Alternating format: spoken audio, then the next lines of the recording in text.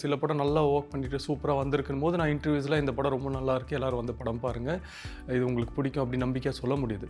But சில படங்கள் வந்து அந்த நம்பிக்கை எனக்கு வந்து ரிலீஸ் ஆகிறதுக்கு முன்னாடி இருக்காது. ஏன்னா தெரியும் இந்த படத்தோட அவுட்புட் அந்த அளவுக்கு நல்லா இல்லை. பட் ப்ரொடியூசர்ஸ் வந்து உங்களுக்கு அந்த படத்தில் இன்வெஸ்ட் பண்ணி ஒரு படம் பண்ணுறாங்கல்ல, பெருசாக ஒர்க் அவுட் ஆகாதுன்னு தெரியும். அப்படி இருக்கிற ஒரு படத்துக்கு என் படம் நல்லா ஓடும், எல்லாரும் வாங்க அப்படின்னு எனக்கு ஏமாத்துறதுக்கு ரொம்ப கஷ்டமாக இருந்தது. Actor Vijay, now CM Vijay, அவரோட ஃபேனா ஆக்சுவலி ரியல் லைஃப்பில் எப்போ நீங்கள் இந்த ரியல் கேரக்டரை பார்த்ததுக்கப்புறம் ரொம்ப அடிக்ட் ஆகிட்டேன். ஆக்சுவலி லைக் எவ்வளோ தான் ஆக்ட் பண்ணாலும் ஒரு டைமில் தெரிஞ்சிடும், இல்லை இவங்க வந்து அரசியலில் வர்றதுக்கு வேற ஒரு நோக்கம் இருக்குன்றது தெரியும்.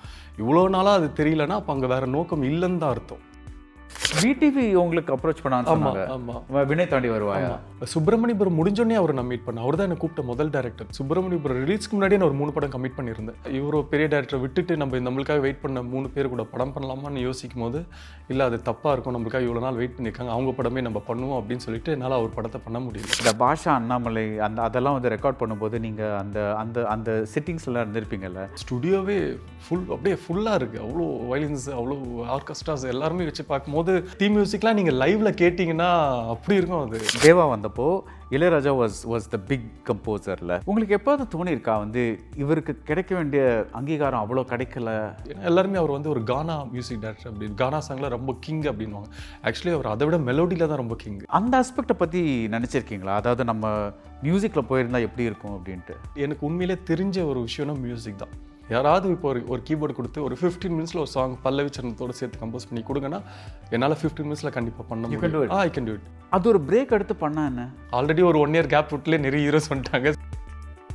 You get into some controversies. ஃபில்மோட ப்ரொடியூசர்ஸ் வந்துட்டு இல்லை இவர் கோஆப்ரேட்டே பண்ணல, ஆல்கஹாலிக், இவர்னால டைரக்டர் வந்து ஆல்மோஸ்ட் சூசைட் பண்ணிக்கிட்டார், இந்த மாதிரிலாம் எதுமோ.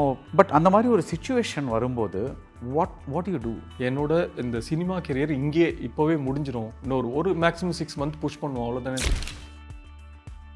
எனக்கு என்ன தோணுச்சுன்னா அந்த பீரியடில் தான் ஏதோ ட்ரபிள்ஸ்னால உங்களுக்கு அந்த மதமாற்றம் ஐடியா வந்தது. பட் ஒரு டைமில் சில அவமானங்கள்லாம் இருந்தது. இதனால் உங்கள் கேரக்டர் எப்படி மாறி இருக்கு அப்படின்னு?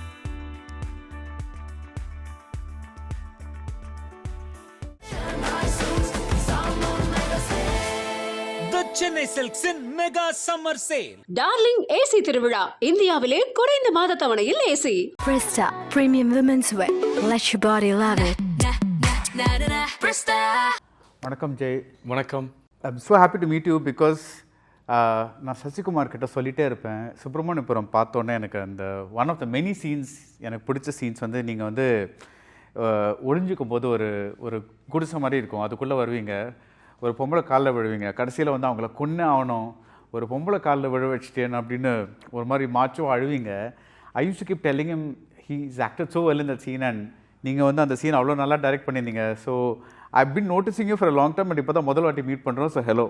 ஸோ பிஃபோர் வி பிகின், எனக்கு வந்து ஒரு as a person who has trouble maintaining his weight, I want to ask you one thing. எப்படி எப்போவுமே இவ்வளோ ட்ரிம்மாக இருக்கீங்க? அது லைக் ஓகே அதானே. ஸோ என்னோட இன்வெஸ்ட்மெண்ட்டு என்னோட பாடி தானே. ஸோ அதனால நான் அந்த எப்போவுமே கொஞ்சம் அதை மெயின்டைன் பண்ணுறது. அண்ட் ஆல்சோ எவ்ரிடே நான் I will check my wait. Everyday எழுந்த உடனே ஃபஸ்ட்டு வந்து வெயிட் செக் பண்ணுறது தான் என்னோட வேலை. ஓகே. அதில் ஒரு 1 or 2 kg ஆர் முன்ன பின்ன இருந்ததுன்னா அதை பேஸ் பண்ணி தான் அடுத்த 2-3 டேஸோட ஃபுட்டே இருக்கும். அப்படியா? Also I will have only 1 day in a meal. So 1 meal a day. இந்த ஓமேட்னு சொல்லுவாங்க. ஆமாம், அதுதான். எத்தனை மணிக்கு? எனக்கு ஜென்ரலாக அந்த ஈவினிங் ஒரு 7 o'clock to 8 o'clock அந்த மீல் தான் ரொம்ப கம்ஃபர்டபுளாக இருக்கும். ஏன்னா டே ஃபுல்லாக எனக்கு சாப்பிட்றது ஃபுல் டே ஸ்டார்விங். ஆமாம். பட் ஆனால் நாட் அ எம்டி ஸ்டொமக். அது ஒரு ஜூஸ் ஆர் கோகனட் வாட்டர் அந்த மாதிரி ஏதாச்சும் ஒரு கம்ஃபர்டபுளாக இருக்கிற மாதிரி ஃப்ரூட்ஸ் அந்த மாதிரி இருக்கும். ஓகே. பட் மீலா அப்படின்னா அது ஈவினிங் தான். Only one meal. Okay. I don't know அது என்னால் முடியுமான்னு தெரியல. But this is amazing. இன்னொன்று வந்து I wanted to ask you is, உங்கள் வாய்ஸை கேட்டாலே ரொம்ப டிஸ்டிங்டான வாய்ஸில், அது உங்கள் ஸ்கூல்லேருந்தே உங்களுக்கு ஒரு மாதிரி, how did you feel about it? School டைமில் என்கிட்ட யாருமே வாய்ஸை பற்றி பேசினது இல்லை. ஏன்னா நான் எந்த ஸ்டூடெண்ட்கிட்டையும் ரொம்ப அவ்வளோ பேச மாட்டோம். ஓகே. ஸோ நாங்கள் லாஸ்ட் பெஞ்சு ஸ்டூடெண்ட். ஸோ எங்கள் கேங் மட்டும் தான் இருக்கும். ஸோ நாங்கள் எங்களுக்குள்ளே மட்டும் பேசிப்போம். பட் அப்போது பெருசாக வாய்ஸ் பற்றி யாருமே சொன்னதில்லை. நடிக்க வந்ததுக்கப்புறம் தான் வந்து எல்லாருமே வாய்ஸ் பற்றி பேச ஆரம்பிச்சாங்க. ஸோ அப்போ கூட எனக்கு வந்து கொஞ்சம் ஒரு ஒரு ஆல்மோஸ்ட் ஒரு டபுள் வாய்ஸ் மாதிரி இருந்தது ஒரு ஸ்டார்டிங்கில். அது போக போக ஏஜ் ஆக ஆக அது கொஞ்சம் ஒரு ஒரு அளவுக்கு டபுள் வாய்ஸ்னா என்ன? வாய்ஸில் 2 வாய்ஸ் கேட்கும், ஒரு பேஸ் ஒரு ஷார்ப் வர மாதிரி இருக்கும். ஓகே. ஸோ அந்த அதே பேசும்போதே நார்மலாக பேசும்போதே கொஞ்சம் ஒரு கிளியர் வேர்ட்ஸ் வராத ஒரு வாய்ஸாக இருந்தது. ஓகே. அப்புறம் அது பேச பேச எப்படி மாறிச்சுன்னு தெரியல. Comfortable S. ஓகே. ஸோ நீங்கள் வந்து இப்போ நம்ம வந்து சட்டென்று மாறுது வானிலை படத்துக்காக ப்ரொமோஷன் பண்ணுறோம். ஒரு காலத்தில் ஜெய்க்கு என்ன ரெப்யூட்டேஷன்னா அவர் ப்ரொமோஷன் இன்டர்வியூஸ்லாம் ஜாஸ்தி பண்ண மாட்டார் அப்படின்ட்டு. அப்போ என்ன what is your thought process? எனக்கு என்னென்னா லைக் ஒரு படம் பார்க்க வரும்போது நம்மளை பேஸ் பண்ணி தான் ஆடியன்ஸ் உள்ளே வராங்க. ஸோ நம்ம மேலே இருக்கிற ஒரு நம்பிக்கையில் அவங்களோட சம்பாதிச்சு வச்சுருந்த காசு அது எல்லாமே வந்து ஒரு படத்துக்காக ஒரு ஷோக்கு ஸ்பெண்ட் பண்ணாலே ஒரு 2000 மினிமம் ஸ்பெண்ட் பண்ணுற மாதிரி வரும். ஸோ நம்மளை நம்பி வர அந்த ஆடியன்ஸ் கிட்ட வந்து நம்ம உண்மையாக இருக்கணுன்றது எனக்கு ஃபஸ்ட்டு அந்த 2வது படத்துலேருந்து இருந்தது. ஸோ எனக்கு கம்ஃபர்டபுளாக இருக்கும் போது சில படம் நல்லா ஒர்க் பண்ணிவிட்டு சூப்பராக வந்திருக்கும் போது நான் இன்டர்வியூஸில் இந்த படம் ரொம்ப நல்லா இருக்குது, எல்லோரும் வந்து படம் பாருங்கள், இது உங்களுக்கு பிடிக்கும் அப்படி நம்பிக்கையாக சொல்ல முடியுது. பட் சில படங்கள் வந்து அந்த நம்பிக்கை எனக்கு வந்து ரிலீஸ் ஆகிறதுக்கு முன்னாடி இருக்காது. ஏன்னா தெரியும் அந்த படத்தோட அவுட்புட் அந்த அளவுக்கு நல்லா இல்லை. கதை சொல்லும் போது இருந்த அந்த கிளாரிட்டி வந்து படம் ரெடி ஆனதுக்கப்புறம் ஃபஸ்ட் காப்பியில் இருக்கும்போது அந்த இது இல்லை. நிறைய சீன்ஸு தப்பாக எடுத்திருப்பாங்க, இல்லை நிறைய ஒரு ப்ரொடக்ஷன்ஸோட ஒரு ப்ரெஷராக இருக்கும். ஸோ அது மாதிரி நிறைய படங்கள் வந்து ரிலீஸ்க்கு முன்னாடி எனக்கு வந்து இது நம்ம சொன்ன மாதிரி எடுக்கலை, இது வந்து பெருசாக ஒர்க் அவுட் ஆகாதுன்னு தெரியும். அப்படி இருக்கிற ஒரு படத்துக்கு என் படம் நல்லா ஓடும், எல்லோரும் வாங்க அப்படின்னு எனக்கு ஏமாத்துறதுக்கு ரொம்ப கஷ்டமாக இருந்தது. ஸோ அதனால் இப்போ நான் இன்டர்வியூ கொடுக்காத படத்தில் அவரே கொடுக்கலன்னா அந்த படம் நல்லா இல்லை அப்படின்னு டிசைட் பண்ணிடுவாங்க. நல்லா எனக்கு பிடிச்ச இருக்கிற படத்துக்கு நான் இன்டர்வியூ கொடுக்கும்போது இந்த படம் அவர் வந்து இன்டர்வியூ கொடுத்துருக்காரு நல்லாயிருக்கும்னு சொல்லி வந்து பார்ப்பாங்க. இந்த மாதிரி எதுக்கு நம்ம பண்ணணும்? அதுக்கு நியூட்ரலாக கொடுக்காமலே இருந்துடலாமே, அது ஆடியன்ஸோட டிசிஷனாக விட்டுடலாம். ட்ரைலர் பார்க்குறாங்க, சீன்ஸ் பார்க்குறாங்க, நிறைய இது பார்க்குறாங்க. ஸோ நான் வந்து ஒரு படத்தை பற்றி சொல்லி ஏமாற்றி அவங்கள கூப்பிடக்கூடாதுன்றது தான் என்னோட ஒரு நோக்கமாக இருந்தது அப்போது. ஓகே, நான் இன்னொரு லாஜிக் சொல்கிறேன். இப்போது பட் ப்ரொடியூசர்ஸ் வந்து அந்த படத்தில் இன்வெஸ்ட் பண்ணி ஒரு படம் பண்ணுறாங்கல்ல, ஸோ நீங்கள் வந்து அதை ப்ரொமோட் பண்ணாமல் ஒரு ஆடியன்ஸ்க்கு என்ன இன்டெரக்டாக என்ன சொல்கிறீங்கன்னா இந்த படம் சரியாக வரல அப்படின்னு சொல்கிறீங்க. அது அந்த சைடில் கொஞ்சம் இல்லை, இந்த படம் சரியாக வரலன்னு சொல்ல. ஏன்னா எனக்கு இப்போ பிடிச்ச படத்துக்குமே ப்ரொமோட் பண்ணாமல் தானே இருக்கும். ஸோ பிடிக்காத படத்துக்கும் பண்ணலை, பிடிச்ச படத்துக்கும் பண்ணலை. ஸோ நியூட்ரலாக இருக்கலாம். என்னென்னா ஒருவேளை ஒரு படம் ரிலீஸ்க்கு முன்னாடி எனக்கு அந்த படம் சொன்ன மாதிரி எடுக்கலை, நிறைய விஷயங்கள் மாற்றிருக்காங்க, என்னோட சப்போர்ட்டே அதுக்குள்ளே கொண்டு வர முடியல. ஸோ அந்த படத்துக்கு கதை சொல்லும் போது இருந்த ஒரு இம்பேக்ட் ஏன் நீங்கள் வந்து படம் பண்ணும்போது இல்லை நிறைய விஷயத்தில் காம்ப்ரமைஸ் பண்ணிட்டீங்க அப்படின்னு ஒரு விஷயம் இருக்கும் போது என்னால் வந்து எப்படி எனக்கு பிடிக்காத அந்த படத்தை நான் வந்து ஆடியன்ஸை வாங்க நல்லாயிருக்கும், இதில் நான் ரொம்ப பப்ளி ரோல் பண்ணியிருக்கேன், இது ரொம்ப க்யூட்டாக இருக்கும் இந்த படம் வாங்கன்னு ஏமாற்ற எனக்கு தெரியல. ஸோ அதனால ஓகே நியூட்ரலாக இருக்கும். இன்டர்வியூஸ் ஒரு இன்டர்வியூ வச்சு தான் ஒரு படம் ஓடலைன்றது இல்லை, கதை நல்லா தான் ஓட போகுது. ஸோ நான் அப்படின்னு பார்த்தீங்கன்னா நிறைய படத்துக்கு ரீசெண்டாக இன்டர்வியூஸ் கொடுத்தேன், அந்த படம் பெரிய ஹிட் ஆயிருக்கணும்ல. ஸோ அந்த படமும் இன்டர்வியூஸ் ஜஸ்ட் இந்த மாதிரி ஒரு படம் ரிலீஸ் ஆகுதுன்றதுக்கு தான் அந்த அவேர்னஸ் ஆகுது. அதை வந்து ஏன் இன்டர்வியூவாக நீங்கள் கொடுக்கணும்? அதுக்குள்ளே வேறு நிறைய ப்ரொமோஷன்ஸ் இருக்கு அப்படின்றது தான் என்னோட இதுவாக இருந்தது, ஐடியாவாக இருந்தது. ஓகே, பட் இப்போ எப்படி யூ சேஞ்ச்? நான் இப்போ இன்டர்வியூவில் என் படம் நல்லாயிருக்கும் வாங்கன்னு சொல்லாமல் இப்போ எனக்கு அந்த மெச்சூரிட்டி வந்திருக்கு. இந்த மாதிரி ஒரு படம் ரிலீஸ் ஆகுது, உங்களுக்கு பிடிச்சா வந்து பாருங்கள் அப்படின்றது சொல்லலாம் அப்படின்றது எனக்கு தோணியிருக்கு. ஸோ இன்டர்வியூ கொடுக்க ஆரம்பிச்சிருக்கேன். ஓகே, இப்போ சட்டென்று மாறுது வானிலை. ஸோ இப்போ நான் கேட்டால் என்ன சொல்லுவீங்க? படம் உங்கள் சாய்ஸ், நீங்கள் ட்ரைலர் பார்த்துருப்பீங்க, படத்தில் இந்த மாதிரி விஷயங்கள்லாம் இருக்குது. ஸோ எனக்கு என்ன தோணுதுன்னா இந்த படம் உங்களுக்கு பிடிக்கும்னு தோணுது. ஸோ நீங்கள் ஃப்ரீயாக இருந்தால் வந்து படம் பாருங்கள் அப்படின்னு சொல்லுவேன். ஓகே, ஸோ இந்த ட்ரெய்லரோட ஃபஸ்ட்டு லைன் வந்து உங்களுக்கு நீங்கள் ரொம்ப வேண்டி இந்த பிரபஞ்சத்தை எதாவது கேட்டால் அந்த பிரபஞ்சமே வந்து உங்களுக்கு அதை திருப்பி கொடுக்கும் அப்படின்னு ஒரு லைன் இருக்குது இல்லையா? ஐம் கரெக்டாக சொல்ல, பட் அந்த நீங்கள் பிரபஞ்சத்தை தான் வேண்டிகிட்ருக்கீங்களா? ஆமாம், நிறைய வேண்டியிருக்கேன், ரீசெண்டாக நடந்திருக்கு.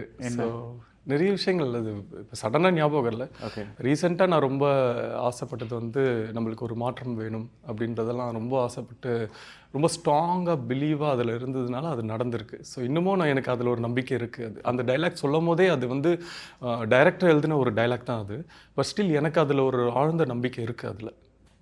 ஓகே, அண்ட் இப்போ வந்து ஆக்டர் விஜய், சிஎம் விஜய் ஆனது that is some wish that you put out. அது not only I put out, அவரோட உழைப்பு, அவருக்கு மக்களுக்கு அவர் மேலே அதெல்லாம் இருக்கு. பட் அதை தாண்டி நீங்க வந்து இது நடக்கணும். அதுலயே ஒரு வார்த்தை மென்ஷன் பண்ணிப்போம், நம்ம ஆசைப்படுற ஒரு விஷயம் உண்மையா இருந்தா அது அது ஒரு ஜென்யூனிட்டியாக இருக்கணும் அந்த ஆசை. நம்ம இஷ்டத்துக்கு ஆசைப்பட்டு அது பிரபஞ்சம் நிறைவேற்றும் அப்படின்றது கிடையாது.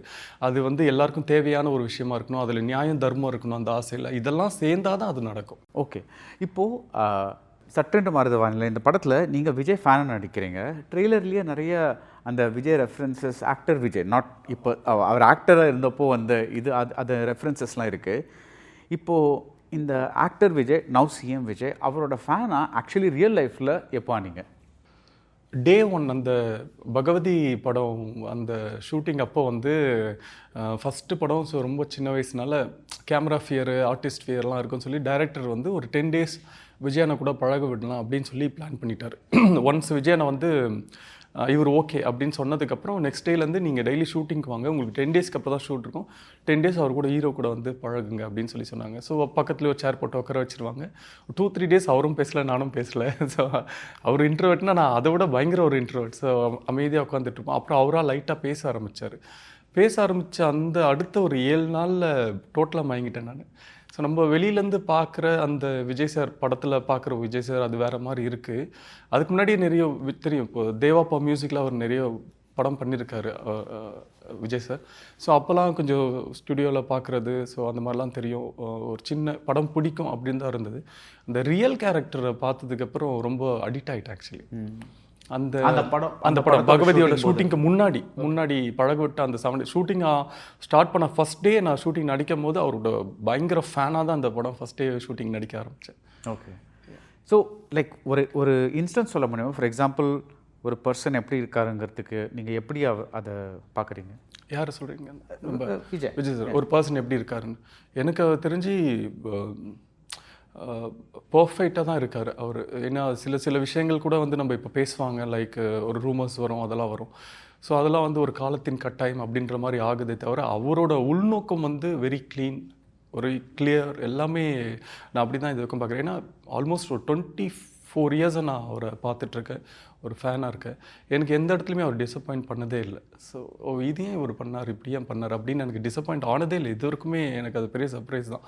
மற்ற பிடிச்ச சில செலிப்ரிட்டிஸ், சில ஒரு பெரிய ஐகானிக் பீப்புளாக இருக்கிற பர்சன்லாம் இருக்கிறவங்கலாம் பார்க்கும்போது அங்கங்கே சின்ன டிசப்பாயின்மெண்ட் வந்திருக்கு. பட் இவர் விஷயத்தில் எனக்கு இது வரைக்கும் டிசப்பாயின்மெண்ட் வந்ததே இல்லை. எது பண்ணாலும் கரெக்டாக இருக்குது அப்படின்ற மாதிரி தான் இருக்குது. ஓகே, நீங்கள் வந்து இப்போ ரீசெண்டாக கேம்பெயின் பண்ணீங்க அவருக்காக, டிவிகேக்காக. அப்போ வந்து எனக்கு வந்து பர்சனலாக மந்திரி ஆகணும், எம்எல்ஏ ஆகணும் அந்த மாதிரிலாம் ஒன்றும் இல்லை. ஆனால் விஜய் நான் வந்து சிஎம் ஆகணும், அதுக்காக தான் நான் இந்த வேலை பண்ணுறேன். ஸோ அதுக்காக தான் கேம்பெயின் பண்ணுறேன். இப்போ இந்த ரீசெண்டாக அந்த ப்ரெஸ் மீட்டோ ஆடியோ லான்ச்சோ ஏதோ ஒரு விஷயத்த கூட இப்போ தமிழ்நாட்டோட வானிலை மாறிட்டுருக்குன்னு ஒரு இது லைன் சொன்னீங்க.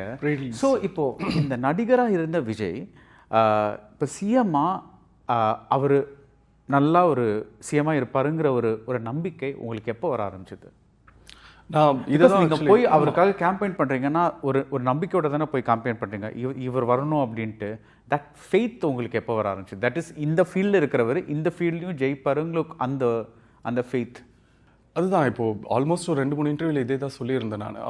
ஒரு பகவதி படத்துலேயே ஒரு 2-3 இயர்ஸ்க்கு அப்புறம் என்னோடய அப்பா சொன்னார், ஐ திங்க் விஜய் வந்து அரசியலுக்கு வருவார்னு நினைக்கிறேன், அவங்க அப்பா சந்திரசேகர் சார் வந்து அவரை அரசியல் கொண்டு வருவார்னு நினைக்கிறேன் அப்படின்ற மாதிரி எங்கள் அப்பா என்கிட்ட ஷேர் பண்ணியிருந்தார்.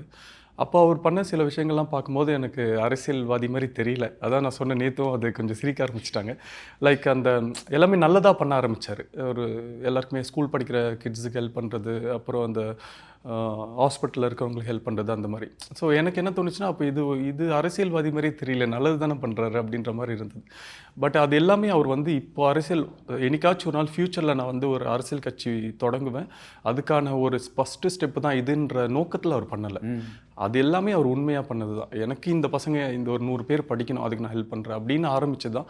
ஸோ அதுதானே உண்மையிலே ஒரு அரசாங்கம் பண்ண வேண்டிய ஒரு விஷயம் இல்லை. ஸோ அது வந்து இவரோட பர்சனல் மணிலேருந்து அது பண்ணுறாருன்னு போதே எனக்கு ஒருத்தவங்க சொந்த காசுலேருந்து இவ்வளோ விஷயம் செலவு பண்ணும்போது அரசாங்க மணி அவர்கிட்ட வரும்போது கண்டிப்பாக ஆப்வியஸ்லி அவர் வந்து மக்களுக்கு நல்லது தான் பண்ணுவார், அதுலேருந்து எந்த ஒரு தவறும் செய்ய மாட்டார் அப்படின்றது எனக்கு அப்போவே ஒரு 15 years முன்னாடியே எனக்கு அது ரொம்ப ஸ்ட்ராங்காக இருந்தது. நம்ம அதை ஃபாலோ பண்ணி பார்க்கும்போது எல்லாமே அப்படி தான் இருந்தது. நம்ம எதிர்பார்த்த மாதிரி தான் அவர் அழகாக எல்லா விஷயத்தையும் பண்ணார். இப்போ ரீசெண்டாக 2.5 இயர்ஸ்க்கு முன்னாடி இந்த கட்சியை ஸ்டார்ட் பண்ணும்போது அவர் பேசின பேச்சு, அவரோட கூட இருக்கிறவங்க கூட வந்து அவரை பற்றி சொல்கிறது, நம்ம அவர் கூட க்ளோஸாக இருந்து அவர் பார்க்குறது எல்லாமே லைக் எவ்வளோ தான் ஆக்ட் பண்ணாலும் ஒரு டைமில் தெரிஞ்சிடும், இல்லை இவங்க வந்து அரசியலில் வர்றதுக்கு வேற ஒரு நோக்கம் இருக்குன்றது தெரியும். இவ்வளோ நாளாக அது தெரியலன்னா அப்போ அங்கே வேறு நோக்கம் இல்லைன்னு தான் அர்த்தம். ஸோ அதனால நான் ரொம்ப கான்ஃபிடண்ட்டாக அவர் இல்லை வருவார், வந்தாலும் ஜெயிப்பார், ஜெயிச்சாலும் நல்லதே பண்ணுவார், என்றைக்குமே மக்களை இவரை கைவிட மாட்டாங்கன்றதில் ஸ்ட்ராங்காக இருந்தேன். நைஸ். இப்போது இந்த படம் வந்து a combination of Vetrimaaran, Maniratnam and Murugadoss படம் அப்படின்னு சொன்னீங்க. அது என்ன காம்பினேஷன்? இல்லை, வெற்றிமாறன் மணிரத்னம் சார் முருகதாஸ் காம்பினேஷன் சொல்லலை ஆக்சுவலி. அந்த இன்டர்வியூவில் கேட்கும் போது உங்களுக்கு பிடிச்ச டைரக்டர் யாருன்னு கேட்கும் போது இந்த படம் ஓகே அந்த அவர் டைரக்டர் சொன்னது என்னன்னா வந்து லைக் சம்திங் லைக் அலைப்பாய்தே லவ் அந்த ஒரு வேர்ஷனும் வேற ஏதோ ஒரு படம் சொன்னார், அந்த வேர்ஷனும் கலந்துருக்கும். அந்த மாதிரி ஒரு ஒரு ராம்காம் ஒரு காமெடி ஜானர்லையும் இருக்கும், ஒரு இன்வெஸ்டிகேஷன் அந்த மாதிரி ஒரு படமும் இருக்கும் அப்படின்ற மாதிரி சொன்னாங்க. ஓகே, அதுதானா? பிகாஸ் அந்த ரிப்போர்ட்டில் என்ன வந்ததுன்னா இந்த படமே வந்து இந்த 3 பேரோட சாயலோட இருக்கும் அப்படின்ட்டு, அவங்களோட படங்களோட சாயலோட இருக்குன்ட்டு அது ரொம்ப ஒரு நல்ல மிக்ஸாக இருக்கு. நல்ல மிக்ஸாக இருக்குது. கேட்கும் போது ஆஹா இப்படி ஒரு மிக்ஸில் ஒரு படம் பண்ணால் நல்லா இருக்குமேன்னு தோணுது. பட் வெற்றிமாறன் சாரோட சாயல் இந்த படத்தில் இருக்காது. மேக்ஸிமம் முருகதாஸ் சாரோட படத்தோட அந்த சாயல் இருக்கும் இதில். ப்ளஸ் ஒரு மணி சாரோட ஒரு லவ், அவர் அந்த பேட்டர்ன் ஆஃப், ஏன்னா ஷூட் எடுக்கும் போதே டைரக்டர் பக்கா முருகதாஸ் சாரோட ஃபேன். அவர் வாயிலேருந்து ஃபஸ்ட் டைம் மணிரத்னம் சார் மாதிரின்னு சொல்லி ஸ்பாட்டில் சொல்லும்போது, என்ன நீங்கள் எப்பவுமே முருகதாஸ் சார் தானே சொல்லிட்டு இருப்பீங்க, ஏன்னா இன்னைக்கு சடனாக மணிரத்னம் சார் சொல்லிங்க கேட்டால், இல்லை எனக்கு லவ் சீன்ஸ்லாம் அவருக்கு ரொம்ப பிடிக்கும், ஸோ நம்ம அதை பேஸ் பண்ண மாதிரி அந்த மாதிரி அழகாக ஒரு பொயட்டிக்காக ஒரு சில சீன்ஸ்லாம் வச்சுருக்கேன். ஸோ அதை வந்து நீங்கள் நிறைய படம் சாரோட படம் பார்த்தீங்கன்னா இருக்கும், ஒரு காம் அண்ட் கம்போஸ்டாக இருக்கும். ஸோ அந்த மாதிரி சீன்ஸ் நம்ம எடுப்போம், லவ் சீன்ஸ் அப்படின்னு சொன்னாங்க. ஓகே, பட் நீங்கள் வந்து வெரி ஃபியூ ஃபிலிம்ஸ், அதாவது மேபி திருமணம் எனும் நிக்கா அந்த மாதிரி ரொம்ப எண்ணக்கூடிய படங்கள், அது அவ்வளோ ஜாஸ்தி நீங்கள் லவர் பாய் எல்லாம் அவ்வளோ நடிச்சதில்லை. நீங்கள் I mean even when you are younger யூஸ்வலாக வந்து இப்போ you know we talked about Vijay or Ajith or anybody like அவங்கெல்லாம் ஒரு ஸ்டேஜில் வந்து இந்த லவ் அதெல்லாம் தாண்டி தான் இப்போ வந்திருக்காங்க. அந்த லவர் பாய் ஃபேஸ் உங்களுக்கு அமையலையா?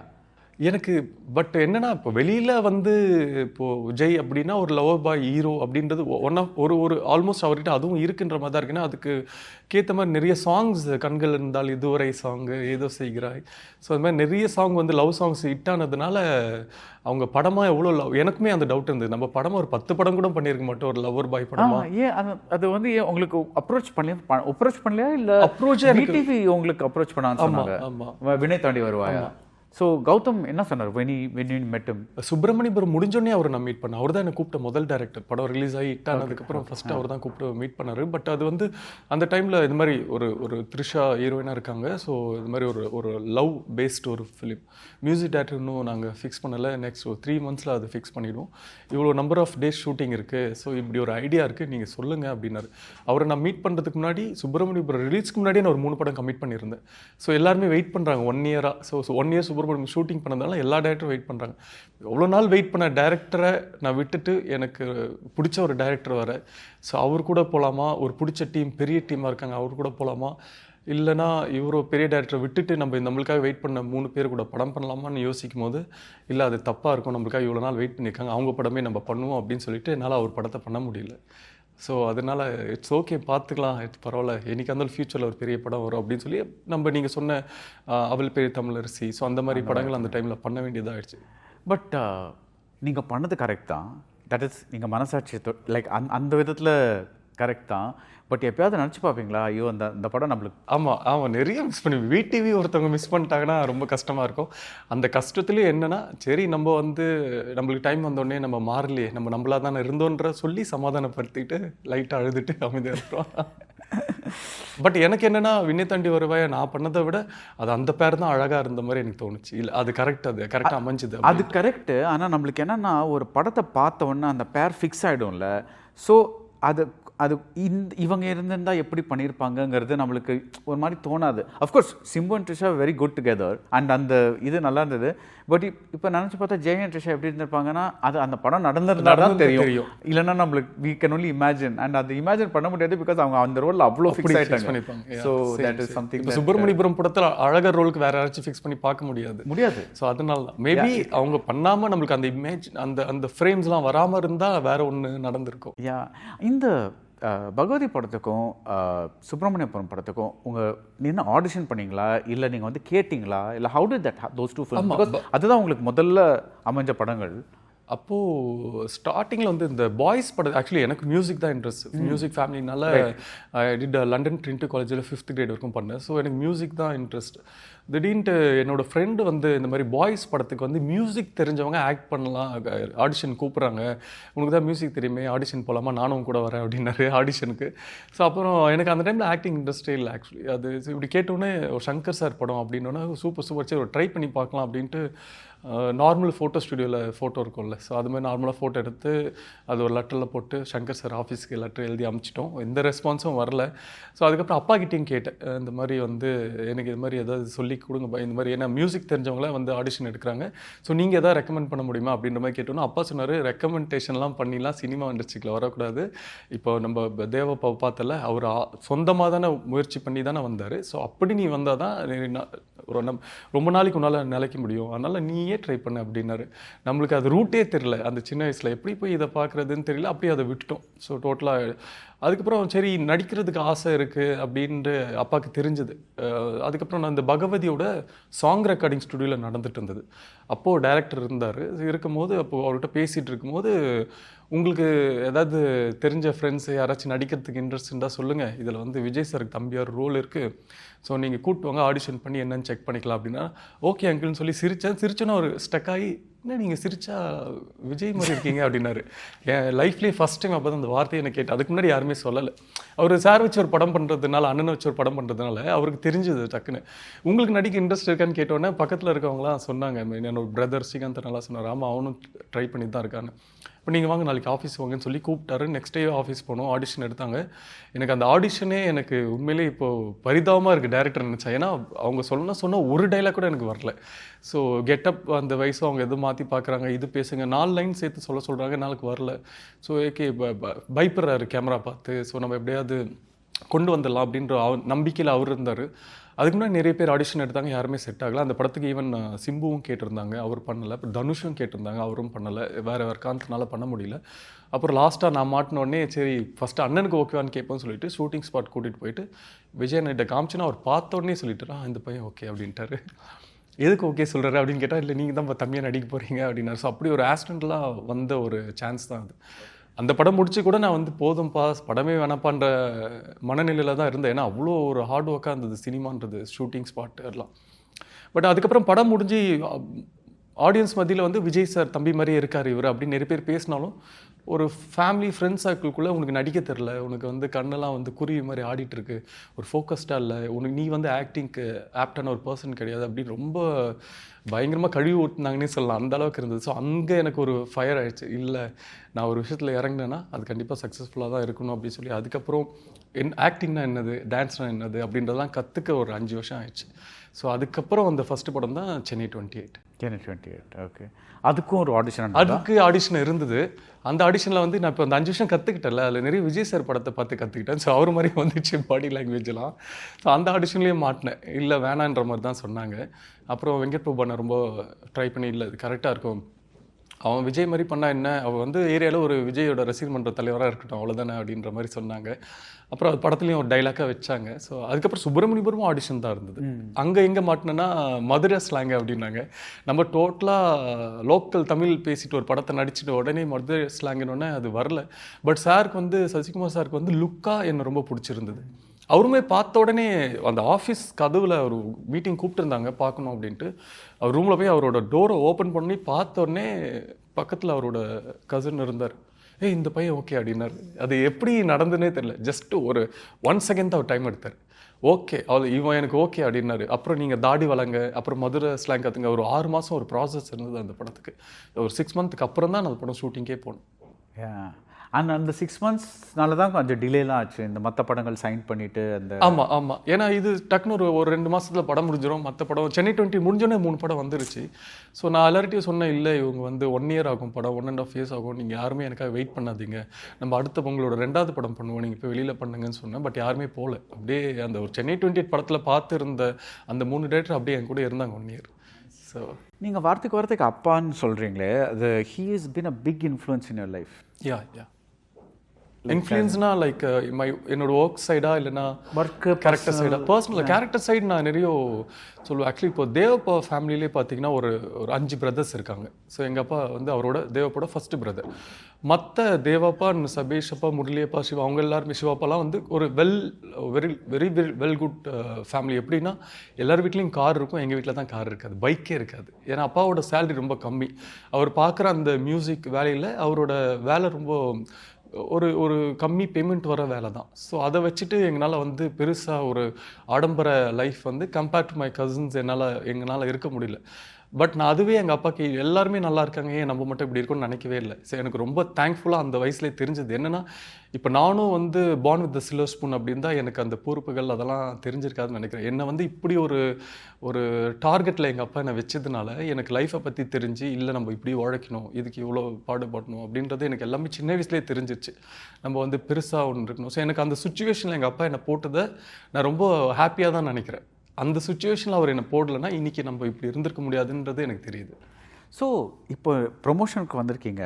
இப்போ கூட நீங்கள் வந்து ஒரு சிம்பிளாக ஒரு ஒயிட் ஷர்ட் ஒரு பேண்ட் போட்டு வந்திருக்கீங்க. This is very refreshing. Because ரிஃப்ரெஷிங்னு விட அன்யூஷுவல் சொல்லுவேன். பிகாஸ் யூஸ்வலி வந்து ப்ரொமோஷனுக்கு யாராவது ஒரு ஸ்டைலிஸ்ட் அதுன்னெலாம் பண்ணுவாங்க. You don't believe in all. இல்லை, நான் படத்துக்கே மேக்கப் கூட போட மாட்டேன், போடவே மாட்டேன். ரொம்ப ரேர். அதே சாங்கில் அந்த மாதிரி இருந்தால் அந்த ஹீரோயினோட மேட்ச் பண்ணுறதுக்காக சம்டைம்ஸ் கேட்பாங்க. பட் ஜென்ரலாக எனக்கு அப்படியே என்னோட ஓன் ஸ்கின் அதில் இருந்தது தான் எனக்கு கம்ஃபர்டபுளாக இருக்கும். அது ஓகே. இந்த இன்டர்வியூ ஆரம்பிச்சப்போ I told you my favourite scene, one of my favourite scenes in சுப்ரமணியபுரமில். உங்களுக்கு பிடிச்ச சீன் ஒன்று சொல்லுங்கள். அந்த கிளைமேக்ஸ் எனக்கு ரொம்ப பிடிக்கும். ஆக்சுவலி நான் ரீசெண்டாக எல்லா இன்டர்வியூலாம் சொல்லிட்டு இருந்தேன், அம்மா கீழே விழுறது, அந்த இது பண்ணுறது, அந்த ஒரு ஏமாற்றிட்டாங்கன்றது, அந்த ரியாக்ஷன்ஸ் பண்ண ப்ளஸ் நீங்கள் சொன்ன சீனும் எனக்கு ரொம்ப பிடிச்ச சீன் தான். அந்த 2 சீனுமே எனக்கு ரொம்ப பிடிக்கும்.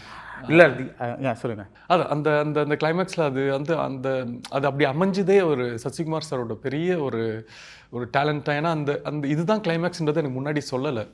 அதை கரெக்டாக அந்த ஷூட்டிங் அன்னைக்கு மார்னிங் அவர் சொல்லி ரியலாகவே நான் ஒரு இம்பேக்ட் ஆகிட்டேன். நான் என்ன சார் இப்படி ஒரு கிளைமேக்ஸா அப்படின்னு சொல்லி உண்மையிலேயே நான் ஒரு இம்பேக்ட் ஆகி என்னால் அதுலேருந்து வெளியில் வர முடியல.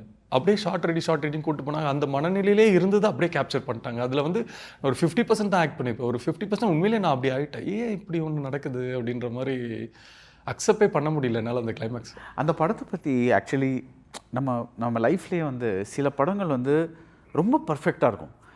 அது வந்து அதை பற்றி பேசிகிட்டே இருக்கலாம். ஸோ அண்ட் அஃப்கோர்ஸ் அது மற்ற படங்கள்லாம் பேட் ஃபிலிம்ஸும் சொல்ல மாட்டேன். But as an not one yours, ஜென்ரலாகவே சொல்கிறேன், this is one of those films. எப்போ பார்த்தாலும் அந்த என்னடா அது நம்ம 10வது வாட்டி பார்க்குறோமே, இது கொஞ்சம் போர் அடிக்கும், இது கொஞ்சம் அப்படியே இல்லாமல் ஒரு அந்த அந்த அவங்களோட வாழ்வியல், அவங்க எப்படி இருக்காங்க, அந்த பொண்ணு எப்படி இருக்குது, அந்த பொண்ணோட வீட்டில் எப்படி இருக்காங்க. ஸோ அந்த படம் அப்படியே ஆரம்பித்து அந்த பாலிட்டிஷியன் வந்துட்டு காலையில் வாக் போகும்போது காலில் ஷூ போட்டு எவ்ரிதிங் அப்படியே அவ்வளோ நல்லா லுங்கி போட்டு ஷூ போட்டு. அதான் நான் தான் இவரை கேட்டுட்டே இருப்பேன், என்னங்க நடிச்சுட்டே இருக்கீங்க படம் நீங்க கேட்டிருக்கீங்களா?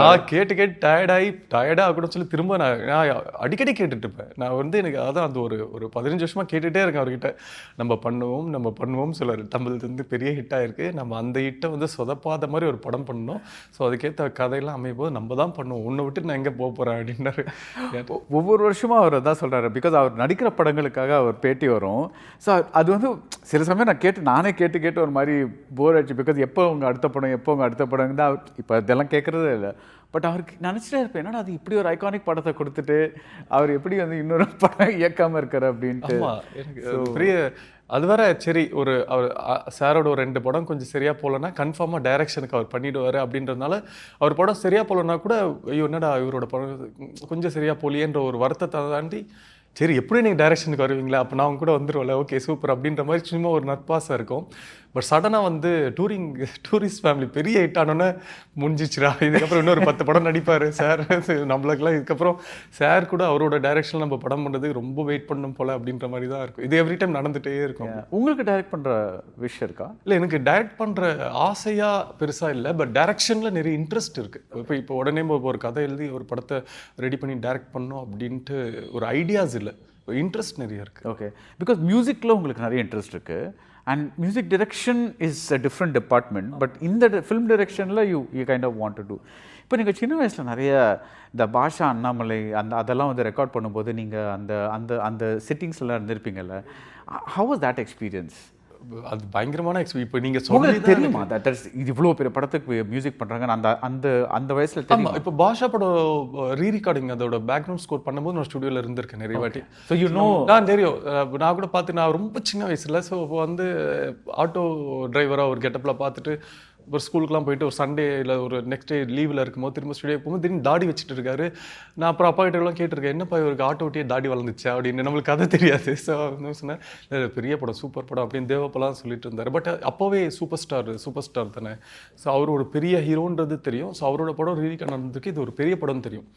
பட் அது ஹிட் ஆகும், அது பெருசாக பூம் ஆகுன்றது நம்மளுக்கு அந்த அளவுக்கு நாலேஜ் இல்லை அந்த டைமில். பட் அது பார்த்து இப்போ ஜென்ரலாக ஒரு படத்துக்கு ஒரு ஒர்க் பண்ணும்போது ஒரு நம்பர் ஆஃப் ஆர்கெஸ்ட்ரா இருப்பாங்க, இவ்வளோ தான் வயலின்ஸ், இவ்வளோ தான் கீபோர்ட்ஸ்னு.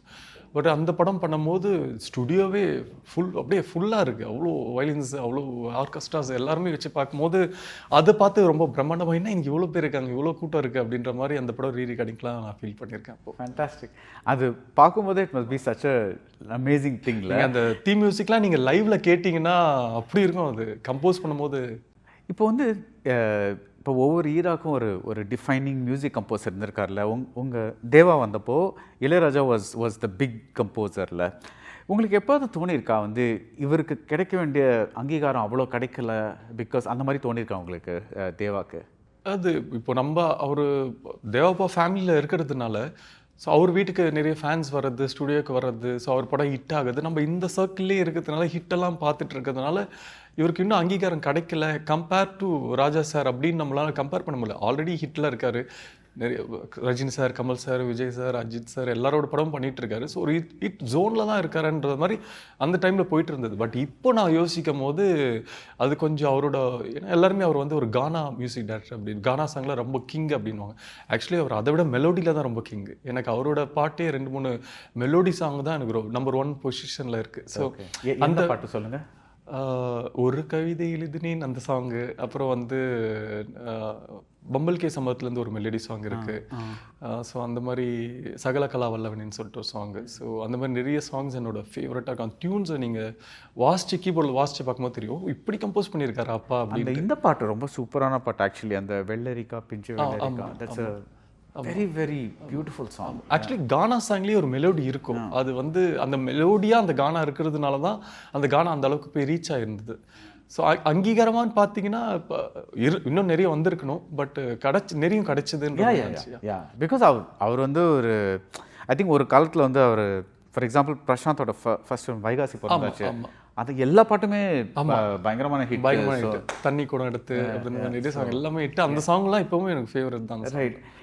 நீங்கள் அந்த ஆஸ்பெக்டை பற்றி நினச்சிருக்கீங்களா? அதாவது நம்ம மியூசிக்கில் போயிருந்தால் எப்படி இருக்கும் அப்படின்ட்டு? ஆமாம், ஆக்சுவலி ஆக்டிங்லாம் எனக்கு சுத்தமாக தெரியாது. அப்புறம் வந்து டெவலப் சொல்கிறீங்களா? இப்போயே எனக்கு தெரியாதான் சொல்லுவேன். ஆக்சுவலி அது டேரக்டரோட டேலண்ட்ஸ் தான். நான் நடித்த எல்லாமே டேரக்டர்ஸ் தான் ரீசன் அதுக்கு. ஸோ நம்ம அதுக்கான டெவலப்மெண்ட் பண்ணிவிட்டு என்னதான் ஹோம் ஒர்க் பண்ணிவிட்டு எது இருந்தாலும் அவங்க அந்த கதையை, அந்த ரோலை, இந்த சீன் இப்படி இருக்கணும்னு ஆசைப்பட்டு கேட்குறதுல தான் நான் டெவலப்மெண்ட் பண்ணுறேன். ஸோ இல்லை சார் இந்த சீன் இப்படி இருக்கிறது பதில் இந்த சீன் இந்த மாதிரி பண்ணிக்கலாம், இது இன்னும் பெட்டராக இருக்கும் அப்படின்னு நம்ம இது வரைக்கும் எந்த சீனுமே சொன்னதில்லை. முழு இன்புட் அது. ஸோ அதில் நம்ம ஒரு டெவலப்மெண்ட் பண்ணுறது தான் இருக்குது. ஸோ இப்போ கேட்டாலும் எனக்கு தெரியாது தான், ஆக்டிங் தெரியாது.